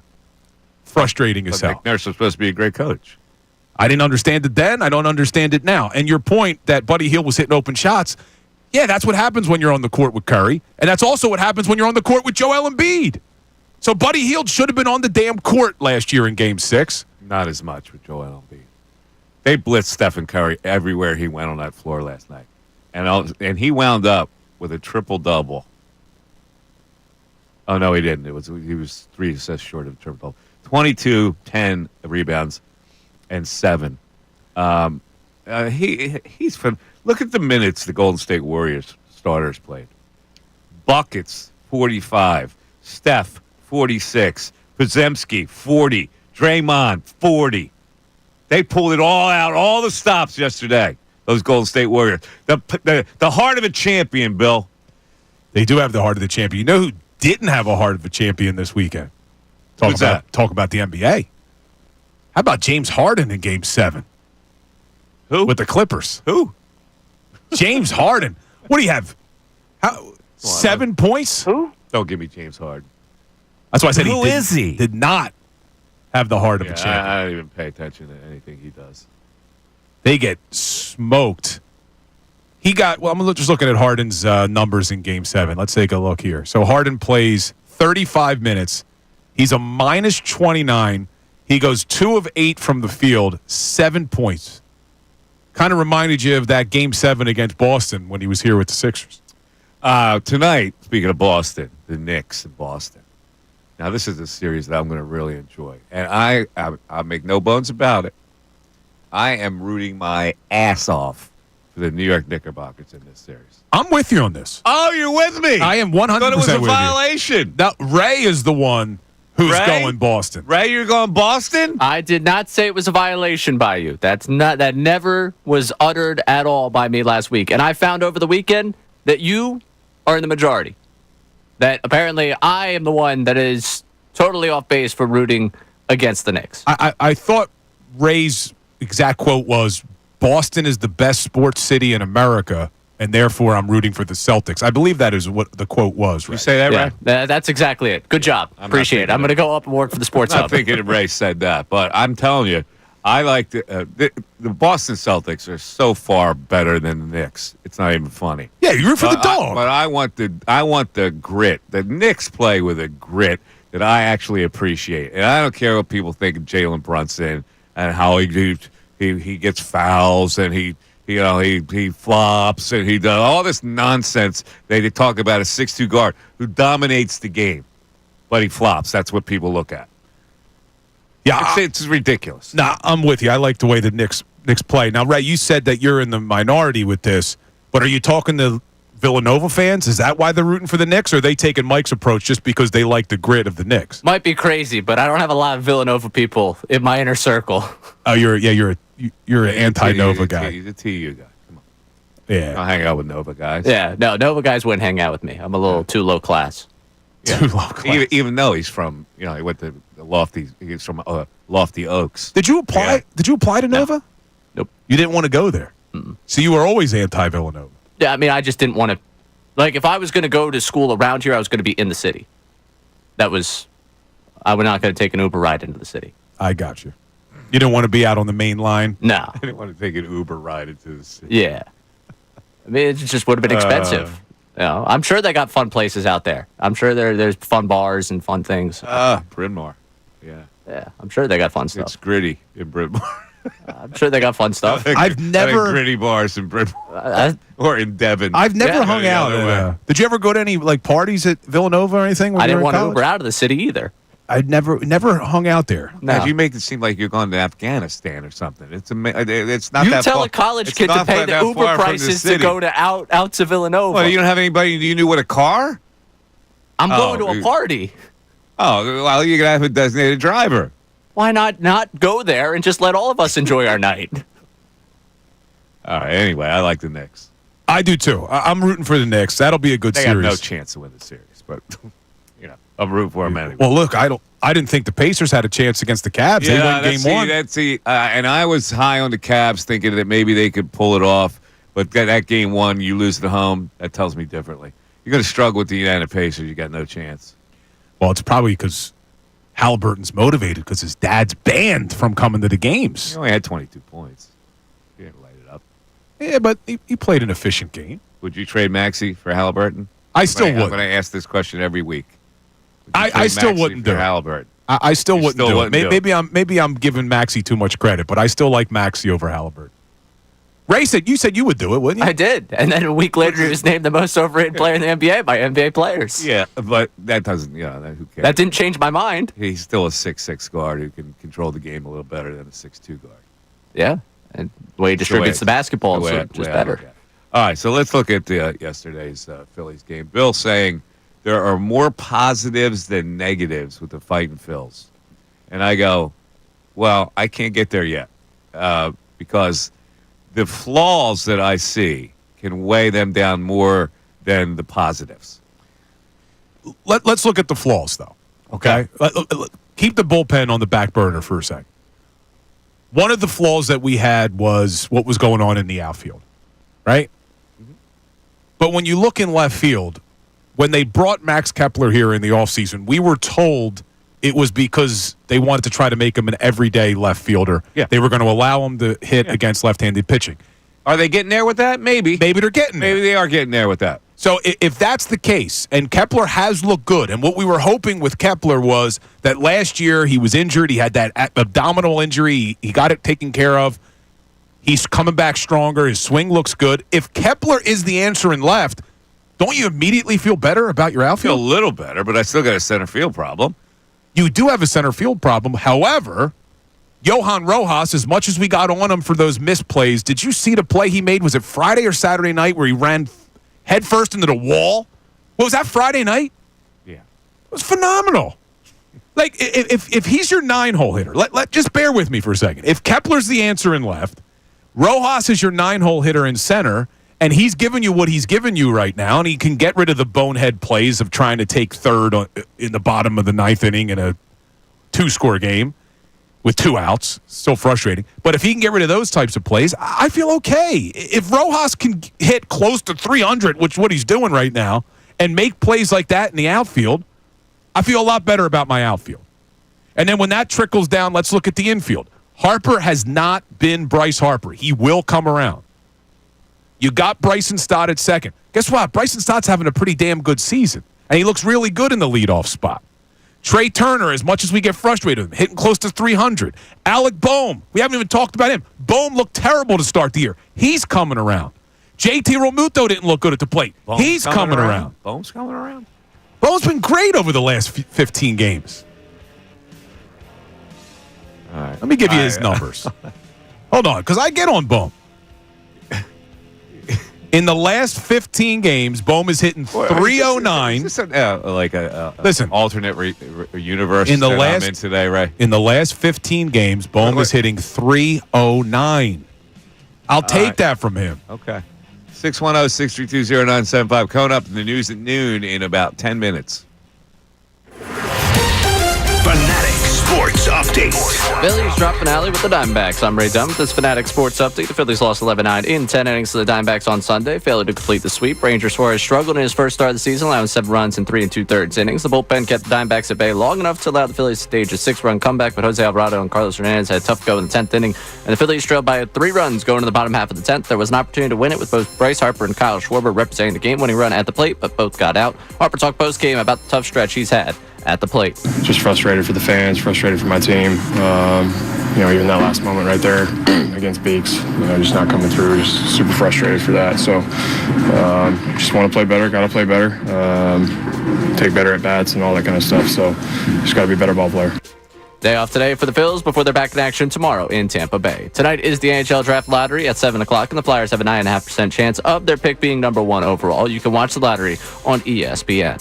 In the NBA last night, former 76er Buddy Hield scored 33 points to lead the Warriors to a Game 7 victory in Houston over the Rockets. This update is brought to you by AAA Car Care. Come to your local AAA Car Care Center and get $39.99 full synthetic oil change plus a free tire rotation. Restrictions apply. Offer ends May 31st. Details at AAA.com/mycar. I'm Ray Dunn, your home for Truist Championship coverage, 97.5 The Fanatic and 97.5thefanatic.com.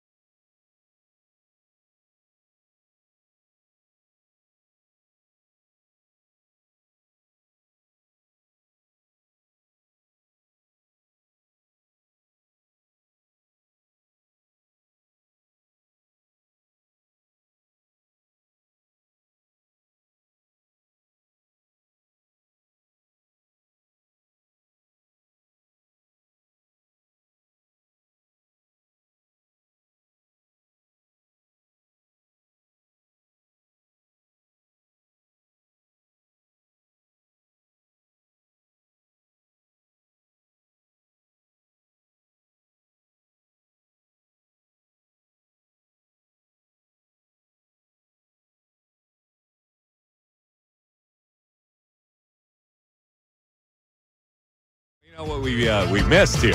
I won't stop. There was a big engagement party on Saturday. Looked like a wedding, man. It was a big deal. A.J. Brown proposed to his girlfriend, Kelsey Riley, on Saturday with a big party with the help of John Legend, who serenaded the couple by playing a piano, Bill. Yeah, that was pretty cool. Now, let me see who was there. Devontae Smith, Jahan Dotson, N'Kobe Dean. There seems to be an omission. I'm looking for it. Let's see. Don't do it. Number 1 was not there? Don't do it. Really? The quarterback wasn't there? Is this going to fuel the speculation that they don't get along? It already has. People already on social media. Really? What are they saying? They were just asking why he wasn't there and is there an issue? I'm not looking too far into it, man. And look, even if, and we talked about this a little bit last year, we had, who was it? Torrey Smith joined us when we were on Radio Row talking about how you don't have to be best friends off the field. Like him and Joe Flacco weren't necessarily best friends off the field, and they won a Super Bowl together. So even if there's some sort of issue off the field where they're not best friends anymore, as long as they perform on the field, that's all I care about. And I'm not going to look too much into the fact that Hurts wasn't there, but people are. Well, I got ripped on social media for not talking more about the Eagles' visit to the White House. You got ripped for not talking about it last more? week. Yeah, I talked about it a little bit. We said Jalen wasn't there. A lot of the black players were not there. It didn't get the publicity that normally that kind of thing would get. So some have suggested when it comes to Jalen that the scheduling conflict that he had that prevented him from going to the White House may also be the same scheduling conflict on why he wasn't at A.J. Brown's engagement party. Now, none of that's been confirmed because we haven't heard from Jalen, but that has been some of what I saw getting floated. What do you mean? What scheduling conflict are we talking Well, there's an unconfirmed report that he may be on his honeymoon because he just got married. So some are saying he may be on an extended honeymoon with his wife. That would have been the scheduling conflict? That was say, hey, I'm on the honeymoon but with my wife. Yeah, I don't know why he wouldn't have just come out and said that if that was the case, but that's what – and I think they were talking about that this morning on the morning show as well. I heard John saying that there's a report he may or may not be on his honeymoon. So. Or he could have been making a statement, which he is totally entitled to do. Yeah, but then when you bring it full circle to what you're talking about with the A.J. Brown thing, it would also explain then, well, why is he not at the engagement party? Because if I'm not mistaken, he had better things to do, and he really didn't think it was, But isn't maybe he's not that close to A.J. Brown? But I think isn't Jalen the godfather to one of A.J.'s kids, or vice? Yeah, Jalen's the godfather to one of A.J.'s kids. So you would think that even if there maybe was this personal rift between them, that the engagement party rift was revealed by none other than number 55. BG. That's right. Yeah, that they aren't as close as they used to be. Right. So maybe that plays into it, which I don't care. It doesn't matter to me. I don't need you to be close to anybody to play together well. I don't need that. I don't understand how. Yeah. When you're competing and you're in battle, you're not thinking of not liking a guy.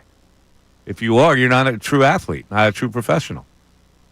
Yeah, you don't have to be best friends. I mean, look, you played sports growing up. Ray played sports growing up.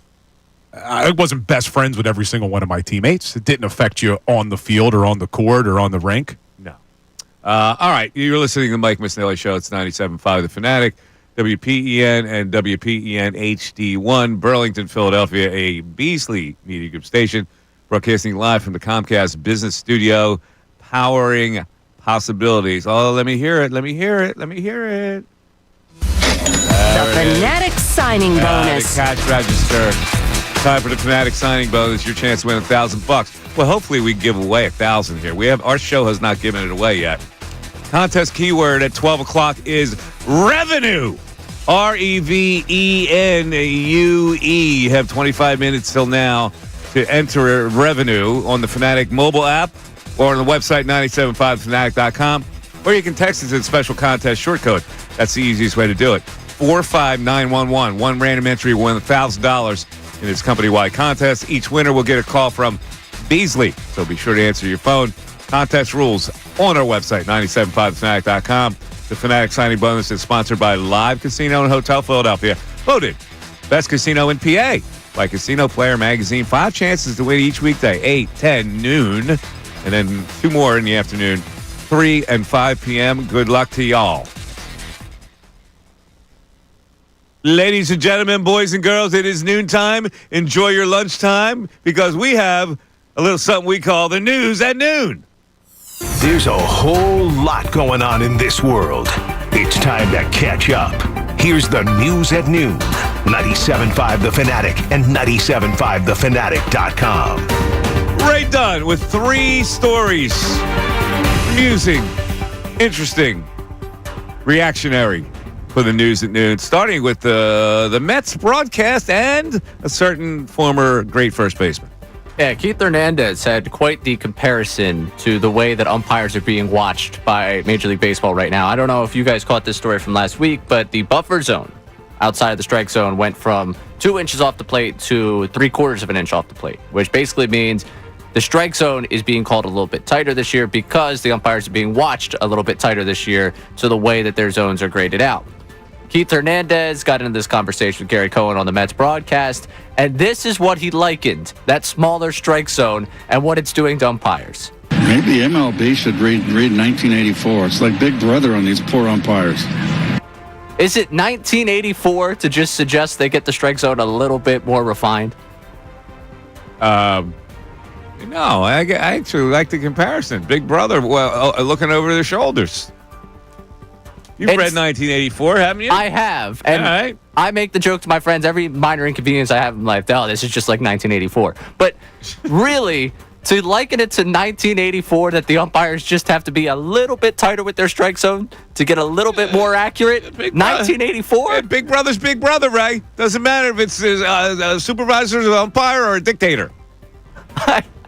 I think it does matter. It doesn't matter to me. I think I give thumbs up to Keith Hernandez for the Big Brother reference. It's probably the only book that somebody told him about. Do you think he's read 1984? There's no way he read 1984. Keith Hernandez. Keith Hernandez? know Keith Hernandez? That's a line from Seinfeld. Another sign. Anytime you guys have an inside joke I don't get, I just assume it's a Seinfeld reference. Yeah, we got a text while we were talking about the Broad Street Run that my Broad Street Run experience was the experience of 3 different Seinfeld episodes. And I went to list them all out. The John Paul. Jean Paul's in the building today trying to hook up our new system. Oh, chocolate blue! The system not working. All right. All right, what's next? Moving on. Going to basketball here. As a part of the Kentucky Derby coverage, NBC was trying to hype up the fact that NBA is coming back. They're going to have basketball back on their airwaves, and they made the big announcement everyone's been waiting for. Round Ball Rock. Is it coming back? Yes.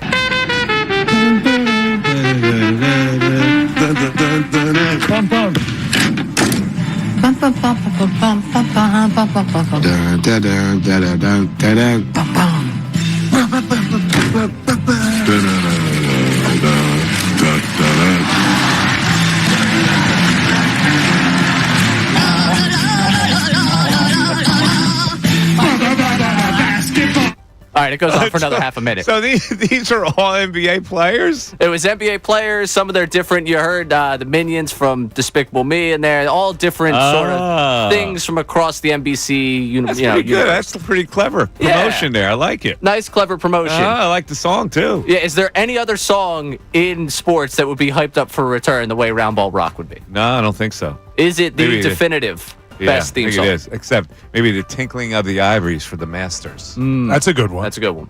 NFL has good ones, too. Yeah, True. they do.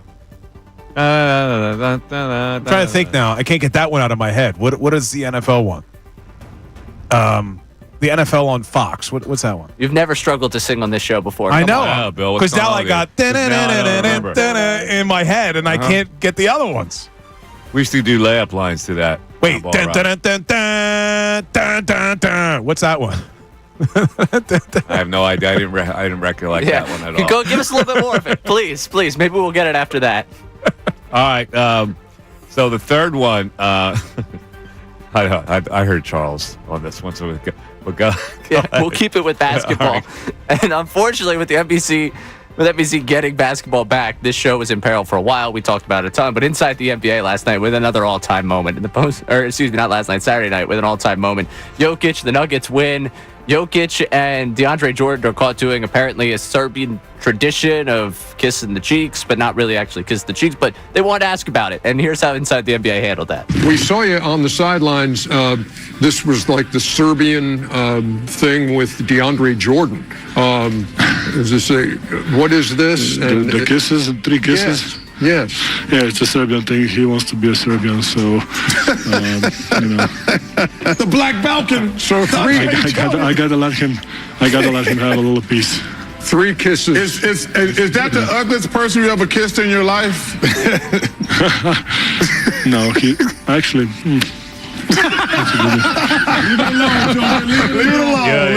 Leave it alone. Once they picked up a lady in Serbian speakeasy. She ugly.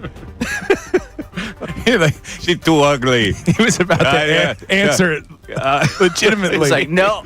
Actually, no, he wasn't the ugliest. DeAndre Jordan better looking. Well, that used to be something that the Russian hockey players used to do, too. I remember Dmitry Yushkevich. Do you remember Dmitry Yushkevich? Dmitry Yushkevich, certainly. On the Flyers. I remember he kissed the player a couple times after a goal. Yeah, the kissing's the thing over there. We're a little more uptight about it. Yeah, like the double cheek kiss all over Europe. They do it, too. Ciao. You want to do a little double kiss No. at the break? No. Instead of the bear hug? No, get away. 610-632-0975. Back after this.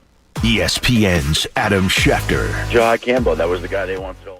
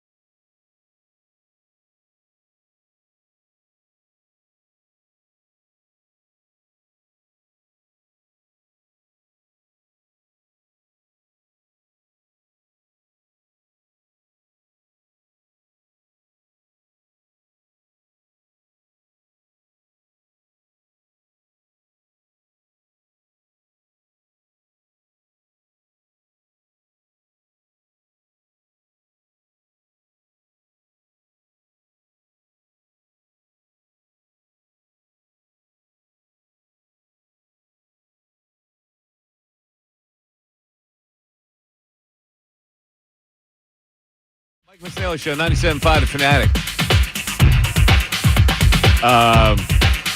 Was a really interesting event on Saturday night there at the that Union League place. What's that called again over there, Bill? Liberty Hill. Liberty Hill. It was a buddy of mine runs a charity event for retinoblastoma, which is eye cancer in children. Ooh. Yeah, it's really nasty. It happens to children. They lose their sight early on because of this eye cancer. So they do a fundraiser. But one of the guys who's usually there is a guy named Jake Olson. I think it's Olson or Owen. I think it's Olson. He was a guy who made history several years back when he performed a long snap for a field goal for USC, despite being blind. Yeah, he's a retinoblastoma. That's incredible. Yeah, and so I've seen this guy. Usually, this event is it's called After the Glow, the charity, by the way. Usually, it's a golf tournament, but this was a Kentucky Derby soiree where everybody's dressed to the nines. I look good too, by the way. Yeah, would you rock? Yeah, the girlfriend looked good too. Did you go with the? I had this beautiful blue suit on with a splashy blue and yellow, white striped tie with a little pocket. I turned it out. And the GF rocked the hat. Yeah, you always have to have the cool hat. She had the hat on. But anyway, this guy plays golf also. And what they do is they line him up. They tee the ball up, and they line him up like in its perfect stance. And by feel, he hits his drive, and he crushes it. I had never seen anything like it. The man is blind, and he just, when he lines it up, he goes by feel on where the ball is in relation to his club, and he takes it back like he's got a beautiful swing, and wham. That's impressive. He hits it like 300 yards. That's insane. It is. It's pretty insane. Wait, is he a younger guy? No, he's in his 30s now, I guess. Gotcha. Big guy. Big, tall guy. And he was a long snapper at USC. Yeah. Well, he got into a game as a long snapper. That was the thing. It was the first time that anybody blind has. I think what is it, Olson? Yeah, Jake Olson. Jake Olson. Tremendous ESPN story on. I think it was an E60 back in the day. It was an like E60. a Saturday or Sunday it definitely feature. Was an E60. Yeah. If you have the time, go look it up. Yeah. So it's really he good. couldn't make it this year, but he's usually there every year. He'll fly in for this whole thing because that charity means that much to him. Yeah, that's pretty cool. Retinoblastoma, and his son has it now. Is it hereditary? Yeah, I believe it is. Oh man. Yeah, it's a shame. It really is. But in any event, it was a nice event though. Raise money. So you go in there and you buy a horse for $100. Now I'm thinking that I'm buying a horse in the Derby. Well, I reach in and get it. I'm going, oh, let me pick out journalist because I told the journalist that was who I thought was going to win, and I pick out and it says race 9, horse 6. And I'm going, well, what is that? And I'm thinking, they have taped races? Like, what? Well, as it turned out, they call you up and they roll dice. Like, they had, 10 races and they call you up and you just roll dice. So it's the luck of the draw. 1. You hit? 1. What's your return on $100? Well, no, it's prizes. You don't win money. It's a charity. That's right. You're going to get money back? Come on, man. Anyway, whatever. So it was a fun night. Yeah, it was a very fun night. And journalism did not win. Journalism came second. Second to that sloppy track. Yeah, when you have a sloppy track, all bets are off. You never know what's going to happen. It was sloppy. But Baeza, I liked Baeza in that race also. Baeza finished third. Now, what'd you think they always have a celebrity who kind of starts it off. Would they have Simone Biles and Livy Dunn? Well, they walked in the paddock area. I don't know. But I thought they were the ones who spoke as well. I know Livy Dunn spoke. I thought Simone Biles did too. What's Livy Dunn doing there speaking? Is she big enough to speak at the Kentucky Derby? She did. Who cares about Livy Dunn? Oh, Simone Biles. And Watch what you say about my family. Well, But there was also, she like messed up, Livy Dunn. she did? Yeah, she did the like riders up, that thing. Why her? I don't know. Right. Explain this to me. I know you like her, but why her? It's going to go viral on TikTok. That's why. You think about the Kentucky Derby audience? We need that young wave of people to get into horse racing to make this thing last. Yeah, if you're trying to get a younger audience, Livy Dunn's the way to go. I guess. But she... I don't know why they had her do it either. But she got killed, apparently, on social media about it because they said she struggled through it. And she said it was because she couldn't hear herself. There was like an echo or... I don't know. She looked good, though. She looked good. She was in... she had the nice pink dress with the hat and all that. She's too tiny. But I think... If you tape both of those girls together, you wouldn't get somebody at 7 feet. Yeah, you don't realize how Simone short they Biles are. And Livy Dunn. Well, it's gymnasts, right? Isn't that usually gymnasts are shorter? Yeah. 4'11". They're 4'11-ish. But I thought she was at the Kentucky Derby too, Simone Biles. Did you ever date small women, Bill? Who was the smallest girl you ever dated, Bill? I think 5 feet. Yeah, I dated a girl. You dated a girl 5 feet? I dated a girl who Big was like, hulking football hero, Bill, with yeah. a little date? I dated a girl who was like 5 feet. She gave off a taller vibe, though. You know what I'm talking about? You know how some people look taller than they are? What? She didn't look as short as she was. What are you talking about? There are some people who give off taller vibes. She's 5 feet tall. Like she give off a taller vibe. Like my best friend from college is only like 5'8".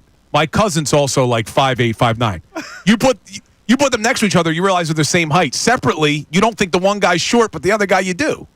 Some people give off taller vibes. That's a thing, I'm telling you. You're an odd person, man. 5 feet is 5 feet. Good posture? You give up a taller vibe at 5 feet. All right, I want to know on the text board if people know what I'm talking about here. Do people give off taller vibes? Maybe if somebody's 5'8", it's gives up without taller. But 5 feet is 5 feet. Just give it up to your belt. No, I'm not that tall. Well, and the women a lot of times are in heels. You don't even realize it. Yeah, so 5 feet's probably. Did you ever date a woman who was shorter, Ray? Shorter than 5 foot? No, but I think 5 foot. It's probably 5 foot, 5'1". Probably Yeah. the shortest I've dated, yeah. You asked me earlier. We were talking. I have a height restriction. What? That they can't be too tall or too short? 5'7" is my over-under. I have to go over. If they are 5'8", no go? Yeah, 5'8". Oh. No, he wants taller. He's going tall. What if she's 6'2"? You all right with that? I like tall. You're okay being looking short next to her? Yeah. Neither one bothers me. I wear heels. See, all I care about is what's in here, what's in the heart, right, Mike? Oh, I'm sure you do. You believed it so much, you said the wrong name. In the heart. Well, you asked me before the show. How tall are you? 5'6". You're out. You asked me about how tall my wife was, and I'm like, I don't know.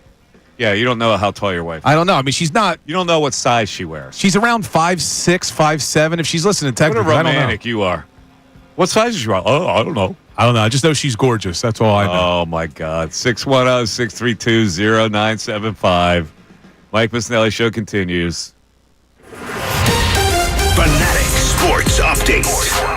Phillies dropped the finale to the Diamondbacks. I'm Ray Dunn. This Fanatic Sports Update is brought to you by Bet365. Whatever the moment, it's never ordinary at Bet365. Download the app today. The Phillies lost 11-9 in 10 innings to the Diamondbacks on Sunday, failing to complete the sweep. Ranger Suarez struggled in his first start of the season, allowing 7 runs in 3 2/3 innings. The bullpen kept the Diamondbacks at bay long enough to allow the Phillies to stage a 6-run comeback, but Jose Alvarado and Carlos Hernandez had a tough go in the 10th inning, and the Phillies trailed by 3 runs going into the bottom half of the 10th. There was an opportunity to win it in the bottom half of the 10th, as both Bryce Harper and Kyle Schwarber represented the game-winning run at the plate. Both of them got out. Harper talked post-game about the tough stretch he's had at the plate. Just frustrated for the fans, frustrated for my team. Even that last moment right there against Beeks, just not coming through. Just super frustrated for that. So just want to play better, got to play better, take better at bats and all that kind of stuff. So just got to be a better ball player.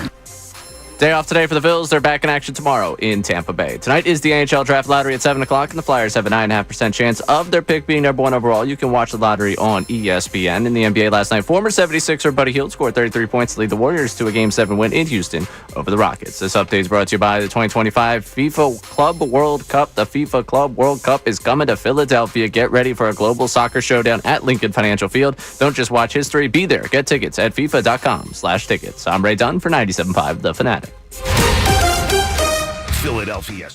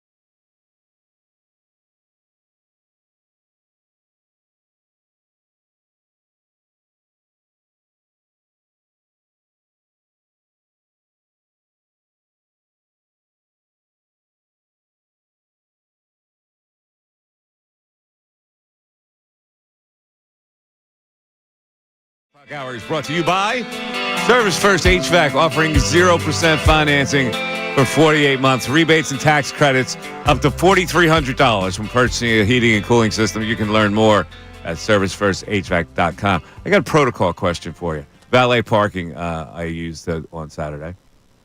Did not have a 5. Only thing I had low was a 10.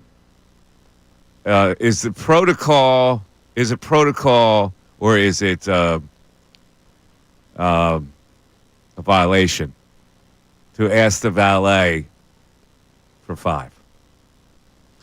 Now, I'm always reluctant to do it, too, to ask the guy for money back, but I think it's fair. I think they expect it. Really? Yeah, like, hey, I don't have any change. Can you give me a 5 back? I think he's okay with it. It's better than stiffing him. Well, I wouldn't stiff him. You would have just given him the 10? That's what I did. You didn't ask for 5 back. Here's what happened. When I got to the steps and gave him the ticket, I go, you have to change for 10 by a chance? Get 2.5. No, sorry, I don't have any. I go, okay. Brings the car back. I gave him the 10. Yeah. As much as it hurts. Yeah, it's a little, little much. See, I had something similar happen to me, but I wonder. Now you reminded me. I want to ask you what you would have done because my wife said she would have asked for it back. Go ahead. She was craving Philly pretzel yesterday. So I stop. I go in and I order 5 of the small ones. It's like $5.50, right, for 5 small ones, or $3.50. What? $3.50. Small ones, like a regular size pretzel. No, the minis.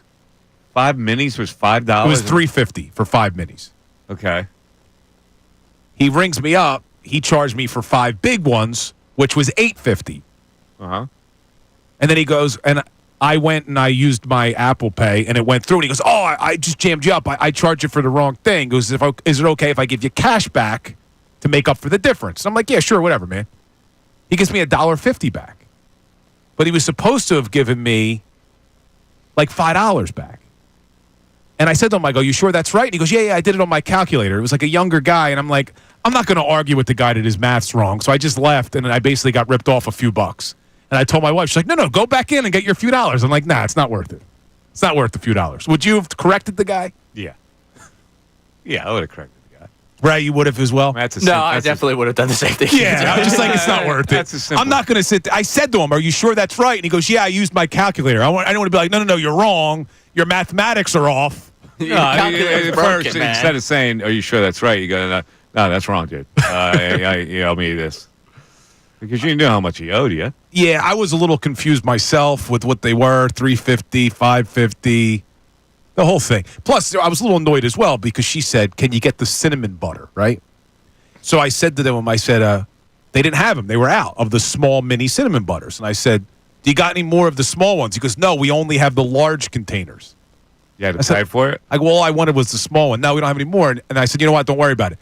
Why couldn't you just take the bigger one and make a couple smaller ones since you're out?" Because then you're messing up the whole big one. Yeah, but they make them in the store. Well, but they've already filled the big one. It's at that volume. So you're out of the small ones. So why don't you take a big one and make like 5 small ones and put them out for purchase? Well, I guess you could do that, but that would be extra work for a kid making $3.50 an hour or whatever. He made an extra $3 because he probably pocketed it when he realized he needed register it. wasn't. Did you tip him? You throw a tip in there? I tipped him too before I paid. You did tip him? I put a little 10%er on there. A 10%? That's what you put on there? For grabbing a handful of... I didn't think of that, Ray.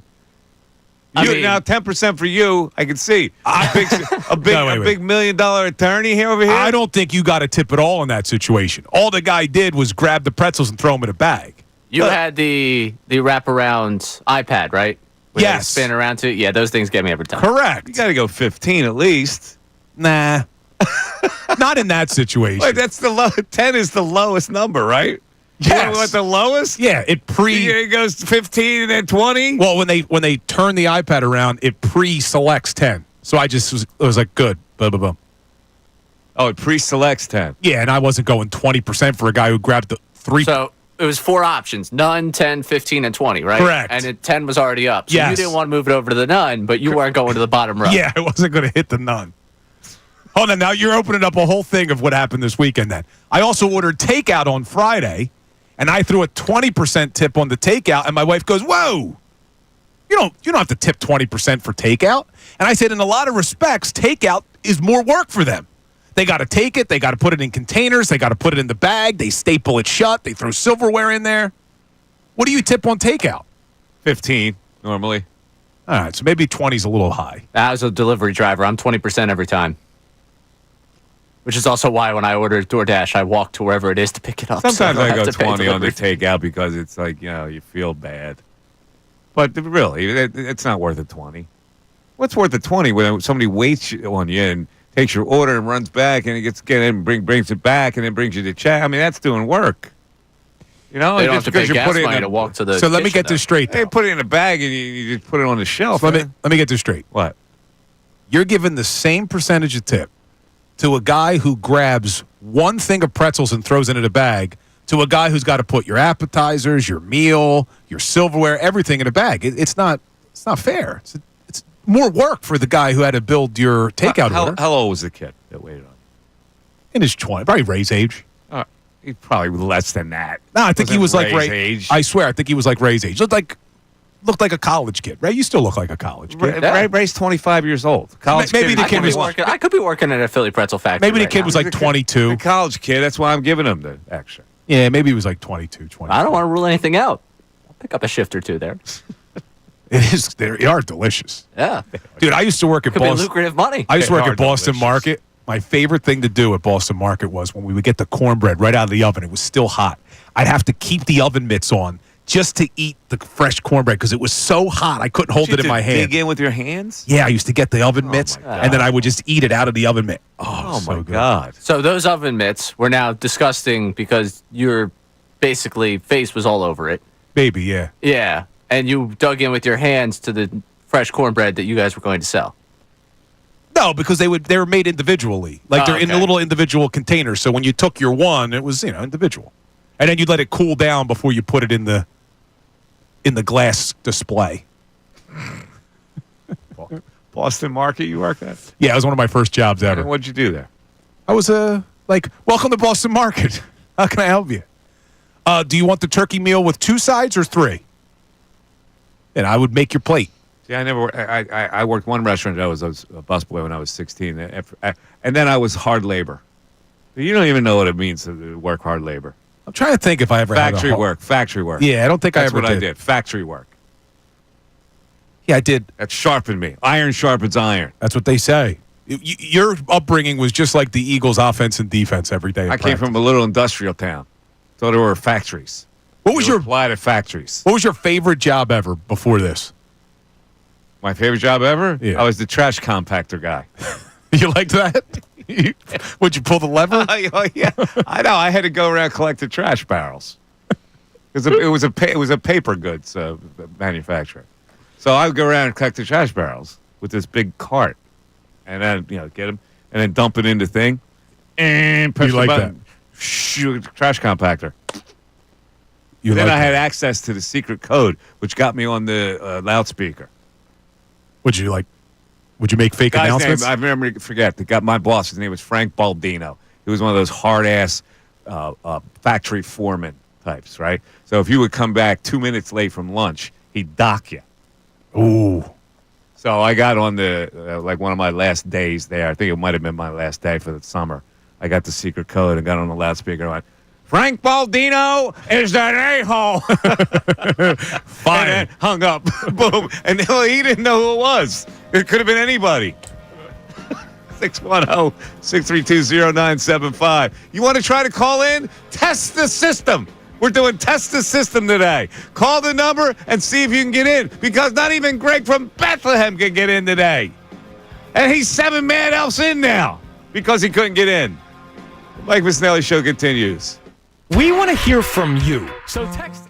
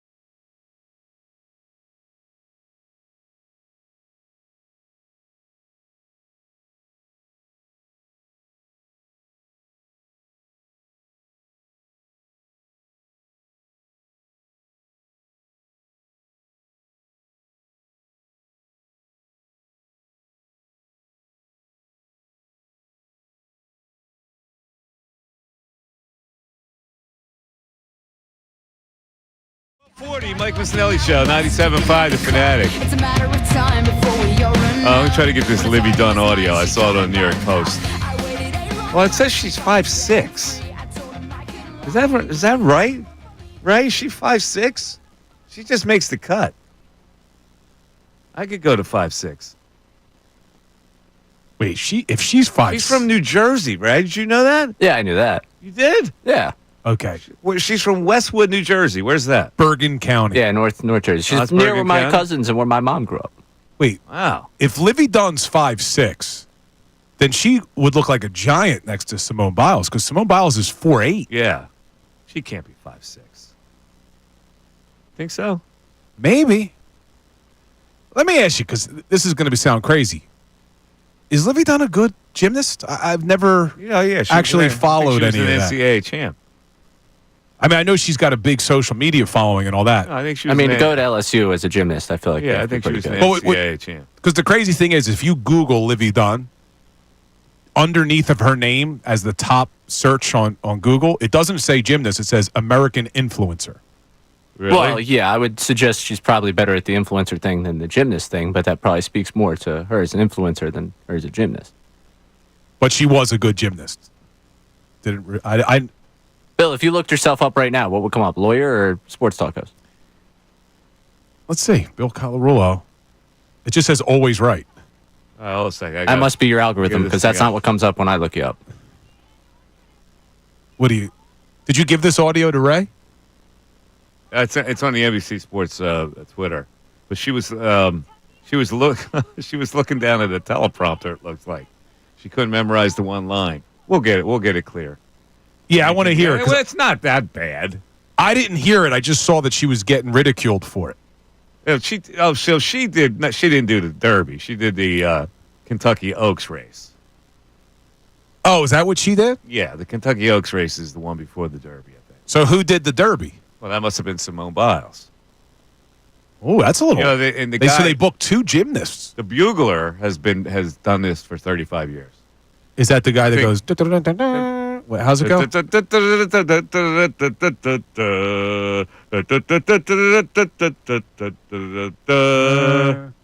That's called a bugler. Yes, the Bugler. Do you remember the bugle? The chip? The what? Do you remember bugles? Oh, yeah. They were terrible. Yeah, Do they still make those? Little megaphones? Yeah. Do they still make bugles? I don't know. Those were nasty. They were terrible. Yeah, they still make them. Those things were nasty. Anyway, she looked good. She had the pink outfit on. That's the thing about the pageantry of the, it's funny. I was watching it. As soon as you walk in, the woman who was narrating it, as soon as you walk in, you feel this vibe at the Kentucky Derby. I could see that, though. B. West was there. Westbrook was there? Yeah, Brian Westbrook was there. Supporting Jason Worth or just there? No, he's a horseman, Brian. Oh, that's right. You talked to him about that when he's a horseman. we had him on before. He was at the Derby yesterday, holding court with Eagle fans. That's pretty cool. Yeah. But I could see going to the Derby. You said you've been there and feeling that. It's like when you walk into Fenway Park. It's just that tradition hits you. It's pretty amazing. But they have really rebuilt some stuff there. Like the paddock, it used to be very primitive, but now it's fancy because they put a $3 million renovation in there. Gotcha. More than that, maybe not 3. 3 is nothing. Like $20 million. Yeah, it's crazy. 3 is nothing in today's world. All right, Ray's looking for it as we speak. But in the meantime, Ray, let's get to the text board and see what we have here on your fight. No, right, it's all right, Ray. We got a text here that we can kick around because it's something that a couple of people have brought up on the text line already. Kevin from Warminster, if they don't re-sign Schwarber, what do you think of making Turner the DH and going out and getting another shortstop? No, Turner's not DH quality. Yes, that might be the same guy who tweeted at me. Yeah, Turner's not DH. Like, they would move him to center or second long before they would put him at the DH. Yeah, they wouldn't DH him. That doesn't make sense. Not a home run hitter as DH. I don't see where there's any way they can't re-sign Schwarber. So that's an interesting thing because I had said at the start of this season that I wouldn't extend Schwarber yet. I would wait. I would pull the Howie Roseman approach where you don't do any extensions in season. But if he keeps hitting the baseball the way he is, I may change my opinion on keep hitting the baseball? He's a legitimate 40 home run guy. They don't grow on trees. He's on pace to hit over 50. Well, that's what I mean. Like, you're going to get 40. How in the world can you turn away from 40 bombs, 40-plus bombs? You can't. So would you in this day and age? So no would you extend them now? Absolutely, I would. See, my concern was, and this is part of the reason that Howie Roseman has gone away from doing extensions in season, is you extend Schwarber. What about the other guys who need extensions? You cross that bridge when you get to it, but does it cause any sort of issue? Whether you do it now or whether you do it later, you have to do it. That's my point. But it's going to cost you more if you keep waiting, probably. I don't know. It's probably the same price. I mean, you know what his worth is. A home run hitter has a worth. You know, it's like you don't find him protection in your lineup, guys that legitimately can hit you a home run every single time up. Those guys don't grow on trees, man. And I get Even Harper's not that anymore. And I get that Schwarber has always done this, but don't you think that there's a little bit to an athlete, the subconscious of when you're in a senior year, in a contract year, where it's like you just have that little bit more focus, knowing you're going for another contract. Has he had a problem ever hitting a home run in this league? No. So it's not like he's turning anything on. Well, he's on pace to do something he's never done before. I don't think he'll keep it. 50 home run he'll pace, end up with 45 home runs, and that in itself you have to pay for because nobody does it. He's been incredible since he got here, though. I mean, look at his swing. His swing is not one of those that's going to get slower. He's got tremendous hands.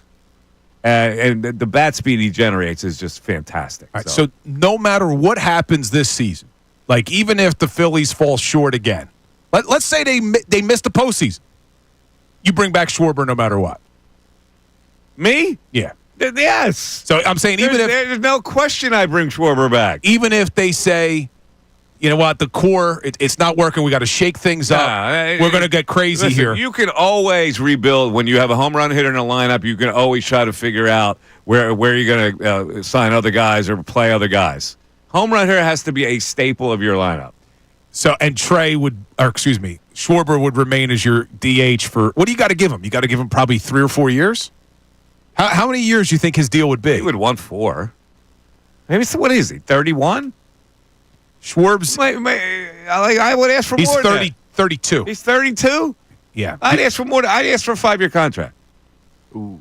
So that's where this is why we need to have this conversation, because if he wants a 5-year deal right now, I don't know if you can give him 5 years, man. I think you have to. You just do. You can't.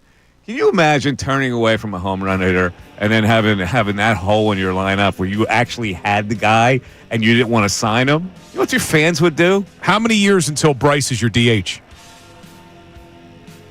I don't know. He could play first base for a long time. Because if you sign Schwarber to a 5-year deal, Bryce has to be your first baseman for 5 years. He could play first. He's in his prime as a first baseman right now, right? 610-632-0975. Back after this. Fanatic Sports Update. Bills dropped the finale against the Diamondbacks. I'm Ray Dunn with this Fanatic Sports Update. The Phillies lost 11-9 in 10 innings to the Diamondbacks on Sunday, failing to complete the sweep. Rangers struggled in his first start of the season, allowing 7 runs in 3 2/3. The bullpen kept the Diamondbacks at bay long enough to allow the Phillies to stage a 6-run comeback, but Jose Alvarado and Carlos Hernandez had a tough go in the 10th inning, and the Phillies trailed by 3 runs going into the bottom half of the 10th. There was a chance to win it with both Bryce Harper and Kyle Schwarber representing the game-winning run at the plate. Both got out, and that wrapped up the game. The Phils now have a day off today before they're back in action tomorrow night in Tampa Bay to take on the Rays as the Phillies open up a road swing this week. Tonight is the NHL Draft Lottery at 7 o'clock, and the Flyers have a 9.5% chance of their own pick being the number 1 overall pick. You can watch the lottery tonight on ESPN. And in the NBA last night, former 76er Buddy Hield scored 33 points to lead the Warriors to a Game 7 win in Houston over the Rockets. This update is brought to you by the PGA Tour's Truist Championship. The Truist Championship is coming to the Philadelphia's Cricket Club, Wissahickon course, May 7th through 11th. Tickets are on sale now at truistchampionship.com. That's truistchampionship.com. I'm Ray Dunn on the home of Truist Championship coverage, 97.5 The Fanatic and 97.5thefanatic.com. John Kincade.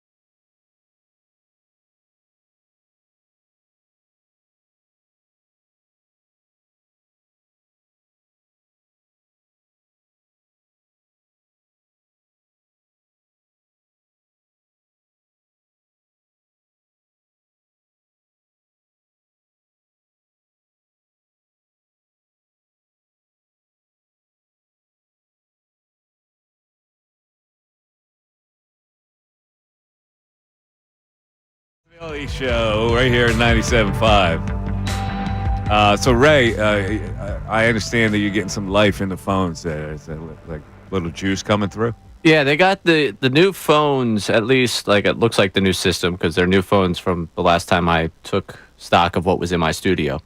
They got 2 of them set up in my studio, and I can see life from them. The screen's lighting up.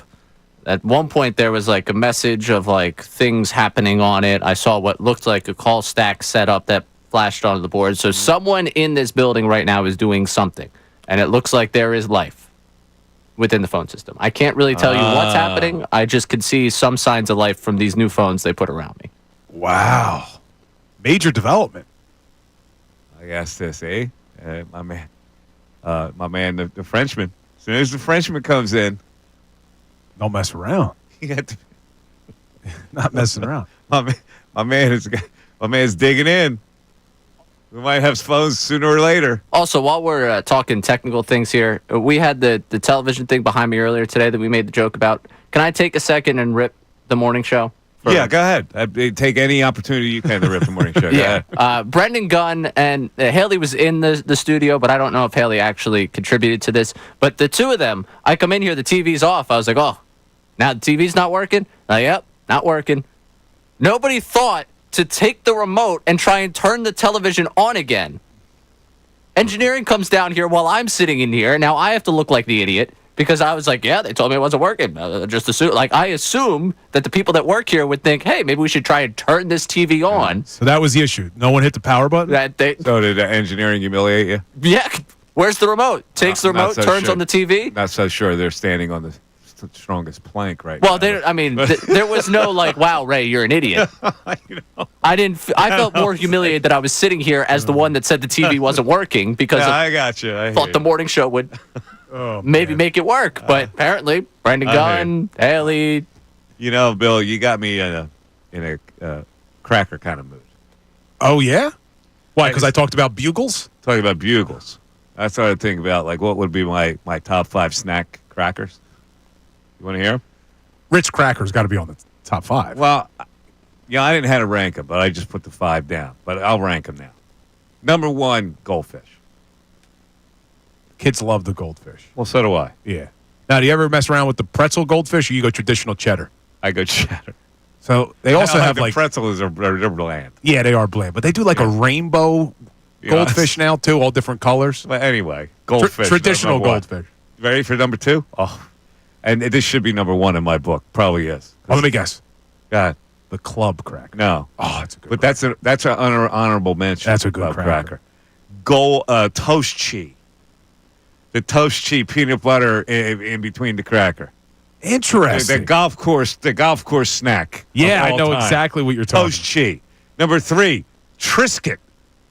Triscuit dry. is solid. Isn't the Triscuit a dry cracker? Dry, but very, like, just the right amount of salt. Beautiful. Ritz cracker. Yeah, Ritz is underrated. Great. And then the Cheez-It.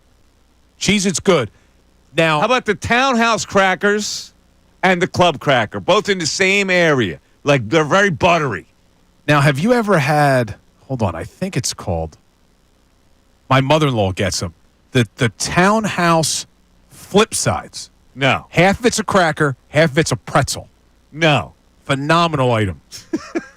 Phenomenal. Ray, have you ever had the flip sides? I have not. I'm intrigued. One side now. cracker, one side pretzel. pretzel. Are you a cracker man, Ray? I enjoy a good cracker. Yeah? Yes. I'm more of a wheat thin type guy. Oh, wait, I forgot about wheat thin. Strong cracker. Strong. With wheat thin. I'll get the wheat thins. I'll get a little thing of the pre-sliced cheese. I like a wheat thin. That's like How a about nice this? appetizer. How about the Cars water cracker? The little round cracker that you usually put with cheese, perfect with cheese. Is that the one that you threw at that guy's head, or was that an oyster? Was an oyster cracker. Ah. An oyster cracker. They're like hard little round not to balls. be confused with the oyster Yeah, cracker. no. The Coors water cracker. No. See all the topics we have today? Yes. We do have a topic I want to talk about in the 1 o'clock hour. Yes. What is it? So, to your credit, very early on when the Philly season started, you said you wanted to bring up a prospect that goes by the name of Justin Crawford. Otto Kemp. Well, yeah. You threw out Otto Kemp. I did throw out Otto Kemp. So let me just read you his stat line so far this season. Killing it in AAA. 32 games. He's hitting .344. He's got 10 dingers and 35 ribbies. But here's the issue. Plays third. He's only had 2 starts I don't think he plays third that well either. in left field. He's positionless. So could you bring up Otto Kemp at some point? And if so, where are you putting him? But tell us who we're listening to first. You're listening to 97.5, The Fanatic, Mike Missanelli Show on WPN, WPN HD1. Burlington, Philadelphia, Beasley Media Group station, broadcasting live from the Comcast Business Studios, powering possibilities. Let me tell you where he's unless appeared he can play so far. left field, I can't bring him up. So here's where he's appeared so far in his 34 games. 11 games at first, 6 games at second base, 18 games at third, 2 games in left field. Now, if you could train this guy, I know you're very anti putting a guy in outfield, but if you could get this guy to play left, could you move Max Kepler to center? If Rojas isn't the answer, can you have Max you got Kepler Otto play Kemp playing center? full time now? Well, You insane? I don't know. Come on. But if you need an answer in left, I swear to God. Right. why can't Kepler play center? He's consistent. You are the most consistent, mediocre player worshiper I've ever seen in my life. What I'm saying You is, have fantasies. if Rojas, I actually am okay with Kepler in left and Rojas in center. I think that may be the best you're going to do this season. But if you're not a Rojas guy, which I know you're not, why can't Kepler play center? If he could show he's an everyday guy, why can't he play center? Because he's going to kill you in center field. He doesn't have center field range. I don't know. I think he could do it. You need to be able to run from alley to alley when you're playing center field. Come on, man. And then you could platoon Marsh, Kemp, and Wilson in left. I swear to God, you think you could just transplant a player for any position, like you're playing beer league softball? I got another beer league softball idea for you. Otto Kemp plays first. Bryce Harper in right. I wouldn't have a problem with that. But you're taking a little too much liberty with Otto Kemp. It's like one day it's Weston Wilson, now it's Otto Kemp. Jesus, Bill. You know what? Put him at the corners. Weston Wilson at third, Otto Kemp at first, put Bryce Boughton right. Nah, then what are you doing with Alec Bowe? Ray, I know you want to say something, but you're holding. I'm being a little bit facetious You're holding here. back here, Ray. But I do think you're wrong that Kepler couldn't play center. I think Kepler could absolutely play center. Ray, you agree with me on that? I mean, I don't know if absolutely is the word I would use there. Would your outfield situation get to the point where you try something crazy and maybe you see Kepler out there for a couple games? Sure. Would I do all this moving around for Otto Kemp? No. That's really where this conversation lies. I'm thrilled with what he's doing in AAA, man. Those pigs, they are winning games right now. They're a lot of fun. I want to get up to Lehigh Valley. I'm thinking about going up Thursday for Painter's start. I got to come up with a team of mediocrity, authored by Bill. I am. Like you could put together a lineup of Bill mediocrity. Listen, I'm being facetious when it comes to Otto Kemp, but Kepler playing center is not a crazy proposition. I want you to research how many games Kepler has ever played. Already did. What is it? Already did. What is it? He's played 160 games in center field. He's played that many games in center field? Correct. He played 60 games in center in 2019, 55 games in 2018. Since then, it hasn't been as much. He played 22 games in 2021, 3 in 22. He did not play there at all the last 2 seasons. Does that tell you anything? Yeah, it tells me that Minnesota had a better center fielder. It tells you that he can't play center field, is what it tells you. Not necessarily. Because he was a hitter. He couldn't play center field. He doesn't have the skills to play center field. Especially at this stage. I'm looking at his center field fielding percentage. I don't know. I think he'd be fine in center. And did you hear McCarthy on the broadcast yesterday? He made that one play in center field. He goes, you could just tell he's a good outfielder by the way he carries himself. Did you hear that comment? You could just tell, Ray. Yeah, I heard it. You could just tell. Look, if you got to get crazy. You see him catch one fly ball and you go, he can play center field. Look, if it was up to me, what I would do in the outfield. I'm tired of fighting you. If it was up to me, what I would do in the outfield is you exhaust me. I would just give Max Kepler an opportunity to be your left fielder. I mean, really, I'm being facetious with you, but if I'm being serious, Max Kepler, just let him play left field every day. Let's see what he can do against left-handed pitching. You gave him an opportunity the other day, and he delivered. That means your man doesn't get any at-bats. I told you, Weston Wilson to me is just a bench bat, man. Maybe late in the game, you let him come in in a pinch-hitting situation. And see, here's what I would like. If you're going to platoon Rojas and Marsh in center, if Marsh is starting in center and there's a left-hander on the mound late in the game, you bring Weston Wilson in off the bench to be your right-handed bat, and then you slide Kepler over to center. I'm okay in that situation. Not your everyday center fielder, but he can play it like they used him last night. All right. Let me get back to the morning show and John. What was the argument that he was being hypocritical about? I did not. What was the issue? Right? I did not hear it. You guys both. I think it was because he could wear a Turner jersey, and yet that made him. Then you can't criticize him once you wear the jersey. Is that what it was? Well, here's an easy solution. What is it? Ricky and Connor are both out there. So during the break, I will find out exactly what went down. All right, let's talk about it. Can you wear a Turner jersey and be on the air and then criticize him? Let's just say it's that. Okay, so we're going to get past the point of a grown adult wearing a jersey. So if a grown adult wears a jersey, right, so wait a minute. Let's backtrack. You're saying that as a grown adult, he shouldn't be wearing a jersey. I know a lot that has Turner on the back. I know a lot of grown men wear jerseys. This isn't just John Kincade. To me, I am not a jersey guy, but I do understand why people do it. Well, let me ask you, if you're a sports talk radio host, can you wear a Turner jersey? If I'm not mistaken, it was John's daughter that bought him the jersey, so I think it's more acceptable in that scenario. Right? Can you wear it in the studio, or is that restrictive to wear it at home? Or when you go to the ballpark with your daughter, you wear it?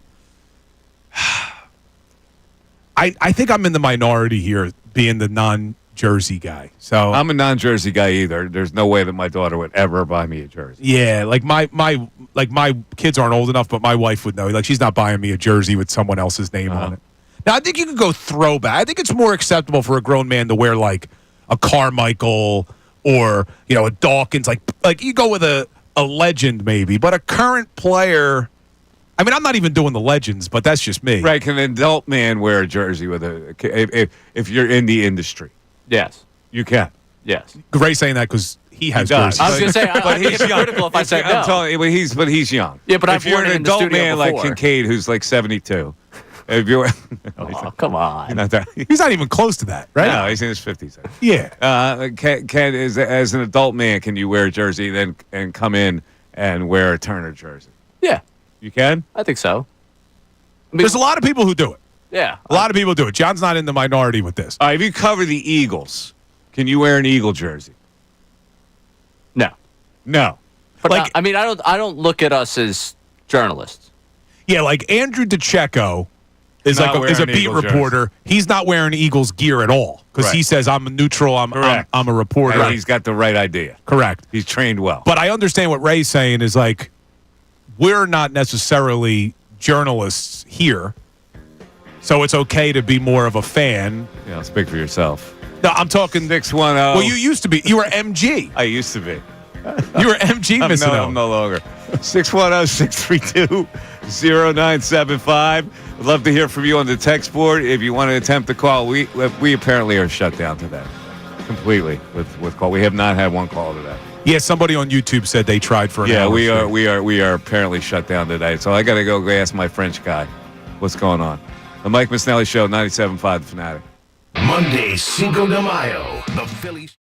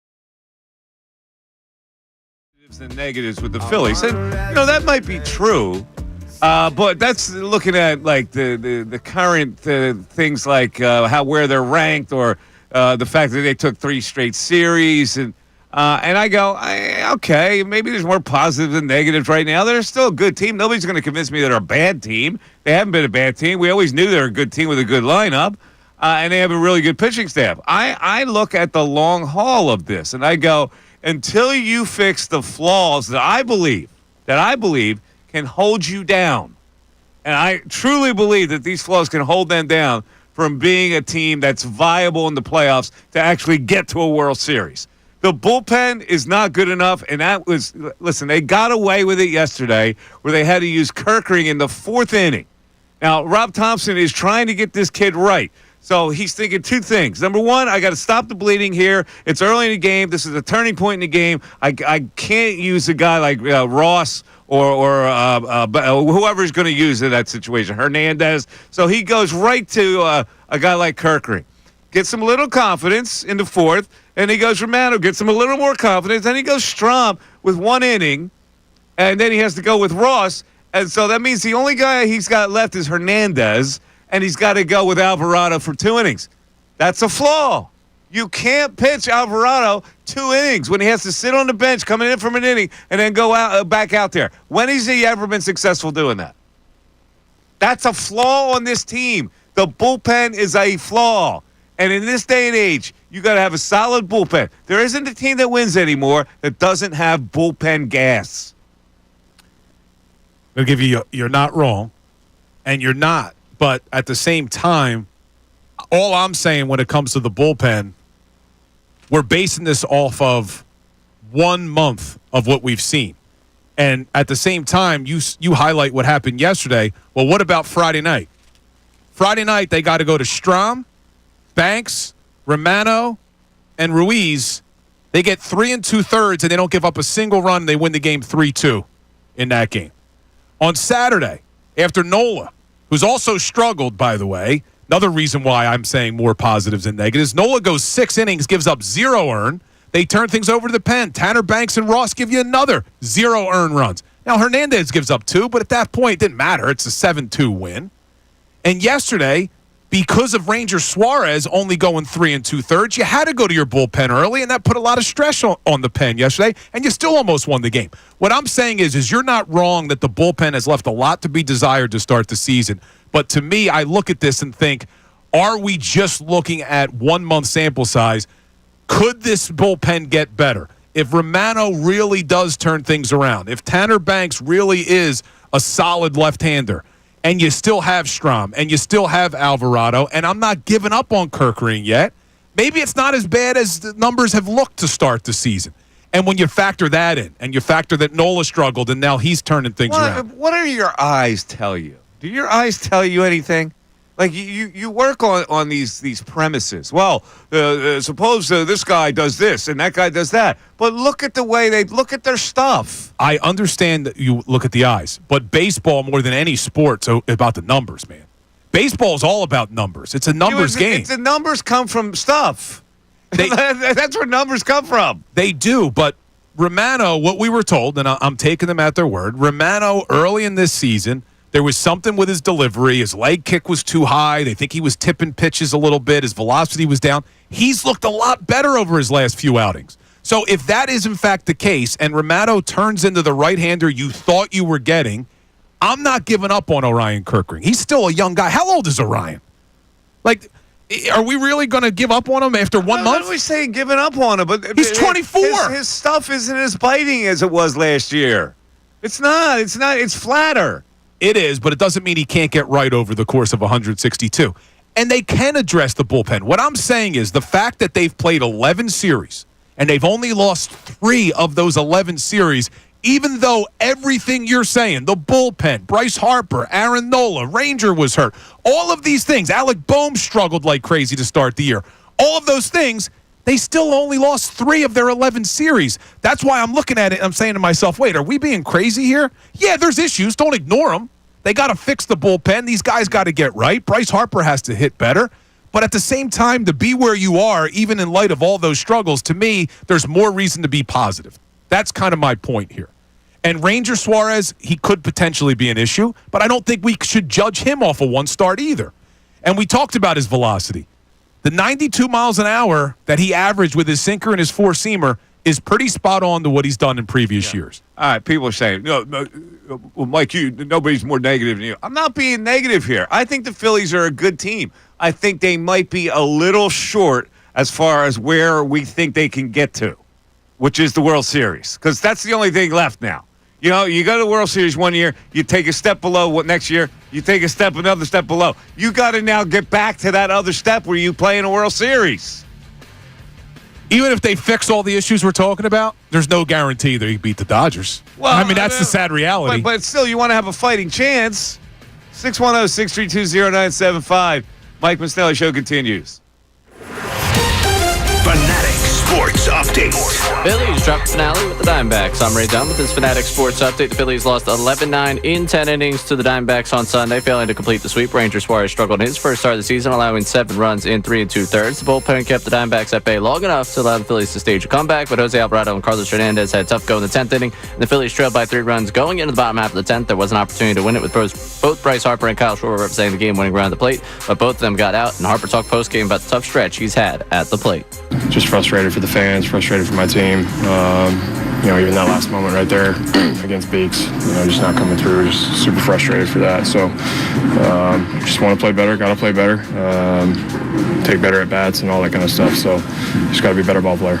Day off today for the Phils before they're back in action tomorrow night in Tampa Bay. Tonight is the NHL Draft Lottery at 7 o'clock. The Flyers have a 9.5% chance of their pick being number 1 overall. You can watch the Draft Lottery on ESPN. And in the NBA last night, former 76er Buddy Hield scored 33 points to lead the Warriors to a Game 7 win in Houston over the Rockets. This update is brought to you by Erie Insurance, celebrating 100 years of protecting your family's most priceless moments. Then, now, always. Erie Insurance, ErieInsurance.com. That's ErieInsurance.com. I'm Ray Dunn on your home of Truist Championship coverage, 97.5 The Fanatic and 97.5thefanatic.com.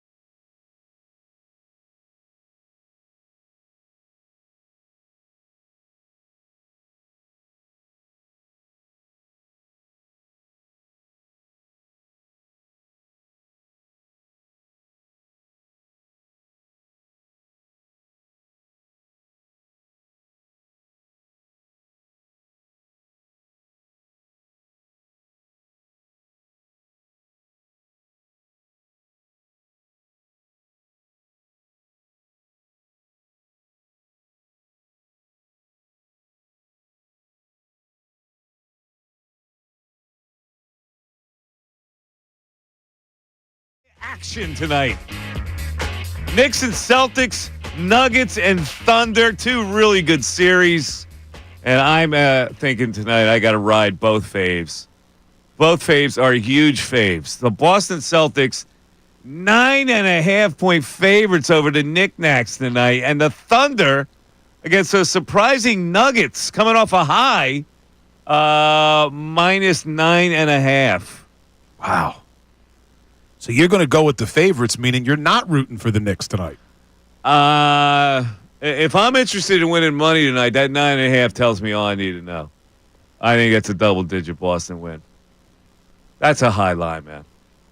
It is a high line. I'm a little surprised it's that high, but listen, the Celtics are better than the Knicks. The Celtics should win this series in 5 games. Really, when you think about it. I would just like to see the under. I don't like the Boston Celtics. I really don't. I do not like them in any form. It's almost like Eagle fans have hate for the Dallas Cowboys. I don't like the Boston Celtics. It's probably your finals tonight. You're going to see Boston and OKC. That's probably who you're going to get. Probably. Again, you're writing off Cleveland, aren't you? Yeah. I think Cleveland beats the Pacers. I think that I wouldn't be surprised if that was the only win that Pacers have all series. I could see Cleveland winning 4 straight. But I don't see them beating Boston. Wait, Boston put together 2 high-round draft picks as their foundation. Remember that concept? 2 high-round draft picks as your foundation? Yeah, one of them was taken right after Markelle Fultz. That was fun. Good thing we traded with them. Well, you weren't going to get him anyway. They were going to take Tatum regardless. Yeah. But you didn't have to trade up to get Fultz. At one point, you did have 2 high-round draft picks. Well, that's what I'm saying. That's what I'm saying. They got the wrong ones. What's that? That was Ben Simmons. Was that Ben Simmons? Yeah. Thanks, Ben Simmons. Yeah, Ben and Markelle. I am who I am. It is what it is. It is what it is, Ben. Ben, Markelle. No time in that series, by the way. And you had Joel, too, though. No time. At that, you had Ben, Joel, and Markelle were all top 3 picks, right? Yeah. Yeah, look how it turned out. It's a shame. Anyway, let's brighten our spirits with little Libby Dunn. So she's getting panned. I looked at the video. You're not going to see the video here, obviously. But she really could not. She had to look down where they had a paper or a teleprompter on what she had to say. And a lot of people say she didn't have any poise at all when she delivered this little message prior to the Kentucky Oaks race. Here she is, Ray's heartthrob. Kentucky Oaks fans, now for the annual tradition we have all been looking forward to. Riders up. Yeah. Oh. Very, very. Yeah, that's the first time I'm hearing it. Very, very awkward. Well, because the rider, she clearly is reading it, but you got to be now the tradition we've all been looking forward to. Riders up. Like, you got to have some emotion. She went, the tradition we all been looking forward to. And then read, riders up. Yeah, you can't do that. Wait. I want to go back to the My Heartthrob thing. Yeah. When was that you love Libby Dunn. Hold on a second. What, are you denying your love for Libby Dunn? I'm saying my heartthrob. Let's not act like I've been sitting here lusting for Libby Dunn on these airwaves. We didn't say lust. You said lust. That's what he insists by. You just said lust. He just you gave us infers. the impression about Libby Dunn and your dream woman. Bill. I never said she was my dream woman. Who came up with this? Mike and I never say anything about Libby Dunn. You're the one who always brings her up. Brought her up today. I had to go pull audio because you wanted to talk about Libby Dunn. But in the past, we've seen your affection for Libby. When have I ever given the impression that I was a Libby Dunn guy? Are we crazy, Bill? Did he express affection for Libby? I don't know. I think your over-the-top reaction here is just more evidence of how much you love Libby Dunn. There's plenty of people you could put out there that you would say heartthrob for Ray. Libby Dunn was not the first one that comes to mind. Why would you take that as a negative? Well, I was just shocked that Libby Dunn was the name that came to mind for you for a heartthrob. Give me a bigger heartthrob. Oh, I'm a Sabrina Carpenter guy way more. Sabrina Carpenter over Libby Dunn? No way. I'm a huge Sabrina Carpenter guy. No, I mean, look, both very talented. But if we're just talking about appearance, I'm taking Libby Dunn. Okay, now we're just talking about another one. Sabrina Carpenter. Who else? I'm not going to go start ranking women here for you. What I'm telling you is, I was shocked that you said my heartthrob because I've never once. We got the impression. Bill, did we not get the impression? Wasn't he speaking highly of Libby Dunn at one point? I was worried about him, actually. He was so into Livy Dunn. That's a lie. Can we also stop with the whole Bill's innocent? Bill carries a tone about him that he's saying something that's never been true, but people in their cars can't tell the difference. See, the thing is with Ray, though, he's got the inside track because the sales pitch to Livy Dunn is she doesn't even have to change her name. You even spell it the same way, right? Yeah, she has the unnecessary E. The unnecessary E. Makes no sound. I don't know why we have it because it's Irish-based, but Dunn would be English, but that's the difference. Don't they pronounce it Dunny in Ireland? No. Hey there, Ray Dunny. Are you sure? Yeah. Wait, that was a terrible accent. Yeah, I'm actually offended by that. That was a terrible accent. I think it might be pronounced Dunny. I don't believe it is. Donny. Livy Dunny. I think it's pronounced like a Donny. I don't think it's like no? Like that. No. You have that for a fact? I mean, they have a grocery store over there that's called Dunn's, which is spelled the same way as me. I think in Ireland, in the old country, it might be Dunny. Might be Dunny. In any event, maybe can we play it one more time? Yeah, sure. Let's play Livy one more time, just to see how she screwed it up. Kentucky Oaks fans, now for the annual tradition we have all been looking forward to. Riders up. Yeah, bad. Oh, you didn't even get a cheer. The woohoo in the background was brutal. Yeah, woohoo. You gotta have okay. The surname Dunn, Dunne, is typically pronounced Dunn in Ireland. However, some people may pronounce it as Dune. Ray Dune. Right. So it's not Dooney, but it's Dune. Yo, the news at noon with Ray Dune. Yeah, we're not undoing generations. We may of be being onto called something Dunn. here, No, Ray. I'm not selling out my name. What is the heritage of you know your heritage? We're from Ireland. We came over, remember when the potatoes stopped growing? That was the whole thing. Where? Oh, was the potato famine? Yeah. Potatoes stopped growing. We came over. That was the thing. It's derived from the Irish O'Dun and O'Doin, meaning dark or brown. The name Dun in Ireland is derived from the O'Dun and the O'Dun Gaelic septs, who were based in County Laos, County Meath, and County Wicklow. Does that sound right, Ray? Were you aware of all this stuff? I got the. Do you know your heritage? I got the family shield. I got a whole thing up my in the basement. My parents' basement has the whole Dunn thing with the whole description of what we were. Yeah. Well, it means. Did you know it meant brown? I'm sure I knew at some point, but no, I didn't. I'm sure it's something. See, Ray, this could be your way It's in. brown. I was just caught off guard by the Irish accent.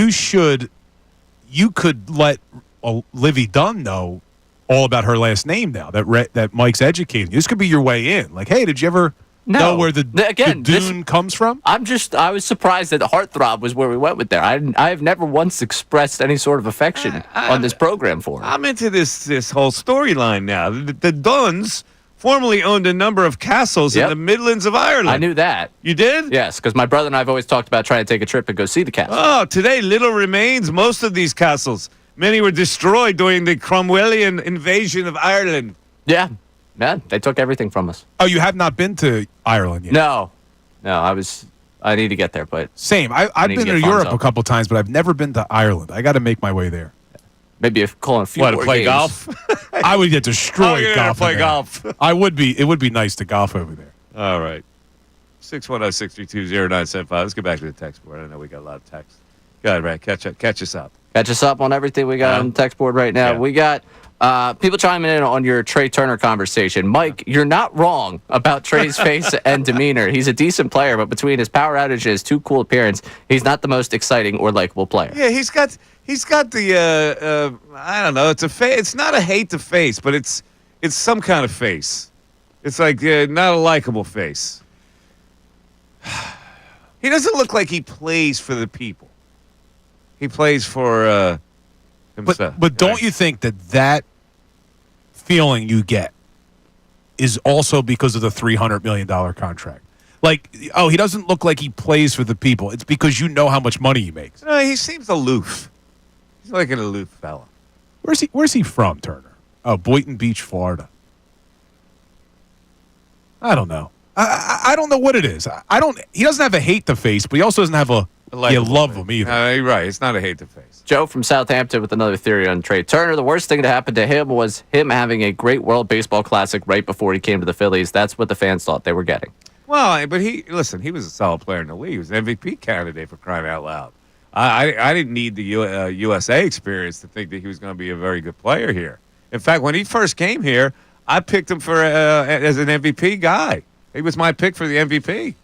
He was, but the World Baseball Classic, though, I mean, he was a power hitter in that tournament too. I think he had like 5 home runs or something. He's not a power hitter per se. He's not. But he used to drive the ball in the alleys. He's not doing that anymore either. He's not, but in that World Baseball Classic, right before he starts with the Phils, we're watching highlights every day saying home run, home run, home runs. Like, oh, my God, look who the Phillies got. And then he came here, and he was terrible to start his Phillies career. And I think that, accompanied with the money and all the expectations, he just hasn't lived up to it, even though he hasn't been bad. He's a doubles guy. I like him to hit doubles, and do a little. But you're right. His lack of concentration in the field has gotten worse. Ooh, Sean from Cinnaminson.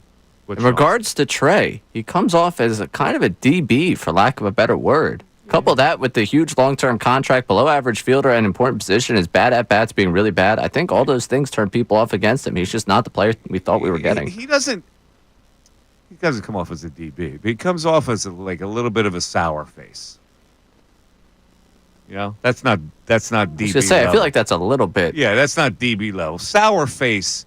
He does get a little sour faced. Look, you could tell in his first season with the Phillies, the big contract weighed on him. And I still keep going back to that. I think we still hold that season against him, even though it didn't finish that badly, and he performed pretty well in the postseason outside of those last few games against the Diamondbacks, which you could say about the whole team. How many times do you think that he was in the top 11 as an MVP, though? Well, he definitely had that one phenomenal year. At least, I don't know, maybe twice? 3 times. 3 times. Yeah. And he's a 3-time All-Star. All right, 610-632-0975. Back after this.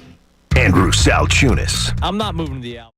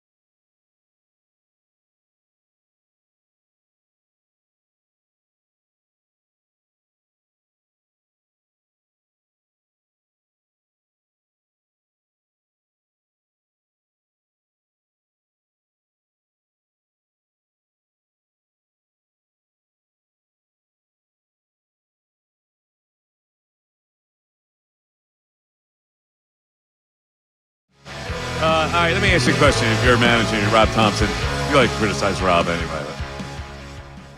When you have a situation like you had yesterday, and you are short on relief pitchers, do you ask Tanner Banks to give it up? 10 pitches on Saturday, 12 pitches on Friday, 22 pitches for the last couple of days. You need a guy because you don't have a guy. You have to go to Hernandez. Would you have asked him? So the only reason why I'm going to say no, and we've talked about this before, if Rob had already told Tanner Banks, you're not available tonight. I'm not now, because Rangers struggles through 3, changing what I may have told them pregame. Because I'm sure Tanner Banks knew going into that game he wasn't pitching. Like, you're not available. Now, they had another option, and he did start warming him up, is you always could have gone to Taiwan. Walker warmed up a little bit. So you could have gone there. But I don't think I would have asked Tanner Banks to come in that situation if I had already told him he was not available. Now, we could debate whether or not he should have been available, because like you said, you had to go 2 innings with Alvarado. Now, what's the worst sin? Asking Tanner Banks, hey, dude, listen, we may need you later in the game. I know you only threw 22 pitches. You feel all right? And he would have inevitably said, yeah, I feel okay. Instead, you had to stretch your best guy? See, that's the peril of it. Yeah, you made him throw a lot of pitches. That's your best guy that you had to send out because you're trying to preserve Tanner Banks. Does that make any sense to you?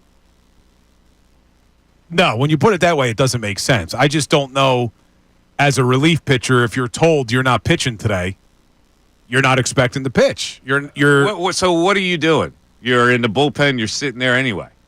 What's the big hardship if in the 7th inning you call down there and you go, listen, Holmes, I know I wasn't expecting to use you today, but we may need you. 22 pitches you threw. Are you okay? Yeah. Okay. The flip side is that you had to use Alvarado for another. He's had long outings this year where he's had to throw a lot of pitches, even in 1-inning stints. Now you send him back out there after he sits down in the dugout and he's over 30 again. Yeah, you have been using Alvarado a lot. I mean, you're right. When you put it that way, I'd rather them stretch Tanner Banks than ask Alvarado. Come on. There's one thing. He's stubborn to a point. This guy's not playing today, and that's it. If there's one criticism I have of Rob Thompson is you kind of got to be flexible at times. You can't tell a guy that we're not using you today, definitely. Maybe you could do that with JT Realmuto because he's a catcher. Yeah. But 22 pitches, like if Tanner Banks threw 30 pitches, 35 in those 2 games, he's out. 22 pitches. And today's an off day. Right. All right, so you don't have to use 12 anybody. one day. You came back with 10 the next night. That's not a lot. Listen, I don't want to be too critical of Thompson, but there are times where he leaves me scratching my head, man. Like, this is going back to what I was critical of the other night when it was, well, why did you let Kepler hit against left-handed pitching and then you don't start him against a lefty yesterday, even though he's hot? It's like, which one is it? He kind of confuses me at times with the decisions. Like yesterday's lineup was a weird lineup. And with the bullpen, I don't know what he told Tanner Banks before the game, but you're right. Stretching Alvarado to that 2nd inning didn't work. Put a lot of pressure on him. He's thrown a lot of pitches this season. Look at you coming around. Mike's starting to be more critical of Rob Listen, I just do what's logical. Like, I asked a lot. Like, how come that wasn't asked of him? Rob, your guy threw 22 pitches. Do you think that the better alternative might have been to go to him instead of using up Alvarado for 30 plus? Like, that's a legitimate question, right? No, it is a legitimate question. So I don't know what his answer would have been because he didn't get to answer it. Now, one thing we didn't talk about today, we talked about last week. Rob Thompson spoke, I guess it was post-game on Friday. They're running together on me now. That they were moving Taiwan Walker to the bullpen. But if you listen to what Rob Thompson said, they're going to reevaluate the 6-man rotation after the next off day. He said, just because we're moving Walker to the bullpen now doesn't mean he's staying there. We're going to get through the next off day, and then we're going to reevaluate it. Now, I was more of a proponent of the six-man rotation than you were, but if Ranger struggles again, don't you kind of have to just move Ranger to the pen at that point and give Walker back his starting spot? No. You're gonna keep bringing Ranger back out? You're like, what are you doing? Are you like, do you like to play with hand grenades? Like you're going to toss some hand grenades after the show? Why don't we go toss some hand grenades? Maybe not one start, but how many starts are you giving Ranger Suarez before you would pull the plug and say he's in the pen? You have more faith right now. You just acknowledge you have more faith in Taijuan Walker than you do in Ranger Suarez. That's what you just said. Based off of one start, yeah. But how many more starts do you give Ranger before you say, I'll put Walker back in the starting rotation? 3 more. So 3 more. At least. Are you keeping Walker in the pen for all 3 those starts? I don't know what I'm doing with him. But you're like somehow he has crossed the barrier for you, Taijuan Walker. He's delivered. You really it's going to blow up on you, Bill. So ride him until he blows up. But that blow up could be disastrous. That's like I say, we're playing hand grenades. Shh, shh, shh. Boom! He's gone. He's got, what does he have? A 2.54 ERA so far this season through 6 starts? Are you that sold? 6 starts. Look, I'm not going to give up on. Right, help me out. I'm not going to give up on Ranger. I can't do it anymore. I'm at the end of the show. I'm not going to give up on Ranger after one more start. I got you. But Bill is the champion of the mediocrity. See, here's what I don't understand about you. You will look at what guys have done in the negative to start the season and rule them out. Kirkring, he's done. I didn't say. But yet Walker. I didn't say he's done. You said he doesn't have his stuff. He can't be trusted. His stuff isn't biting it right now. It's not. So you're basing off the negative of what you've seen, but you won't base the positive off of what you've seen. Because the track record outweighs that for Taijuan Walker. It just completely outweighs it. Kirkring had early success in his career. I don't know what's going on that his stuff isn't as biting, but I trust that he's going to get it together more than I trust Taijuan Walker all of a sudden has found it. But Walker has had a different approach this season. He's throwing less of the. He's doing different things he's never done before. I'm not saying he's a Cy Young winner. I don't want to hear that again from the sarcasm from Ray. I gotta get. What I'm saying is, a fifth starter, he's giving you. I'm exhausted. He's giving you enough. Right. Go ahead. All right. And what I don't understand from you, Bill, is while you're talking about how glowing and great this Taijuan Walker stretch has been, you'll tell us that you can't draw any conclusions from Nola after 6 starts. You can't draw conclusions through April. Point blank, period. That's what you're telling us about Nola. I agree. I can't tell you that Taijuan Walker is going to be great for the rest of the season because he's had 6 good starts in April. I agree with you 100%.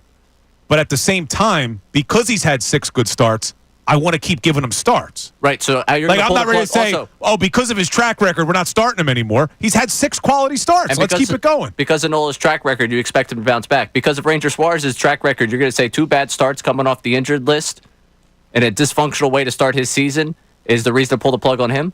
Not pull the plug, but when you have an issue in the bullpen, maybe he's the answer. Do you think another left-hander is the answer in that bullpen? I know he's another left-hander, but I look at Ranger. He can come in probably higher leverage situations, and he's got the track record of being able to perform. I know what you're saying. I don't want to give up on Ranger. 2 starts would be too soon. You're right. 2 starts would be too soon. Plus, you want him to have a couple good starts so you can trade him for 2 relief pitchers.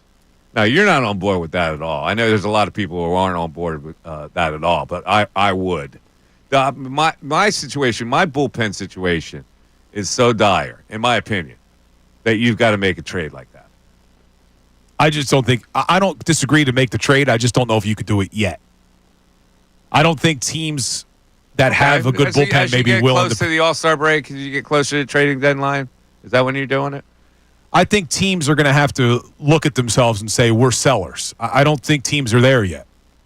Or are they being – see, that's the question. They're not sellers because they're buyers for a starting pitcher. I mean. One starting pitcher takes you over the top and you buy now. Yeah, because you're getting a guy, Rangers a rental.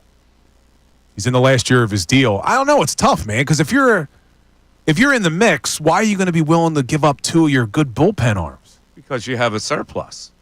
Like your bullpen arms at the front end of it may be better than what the Phillies have at the back end. That's what I said. When I identify those teams, they have the really good bullpens. That's where you go. Usually the good bullpen teams don't have a depth in starting pitching.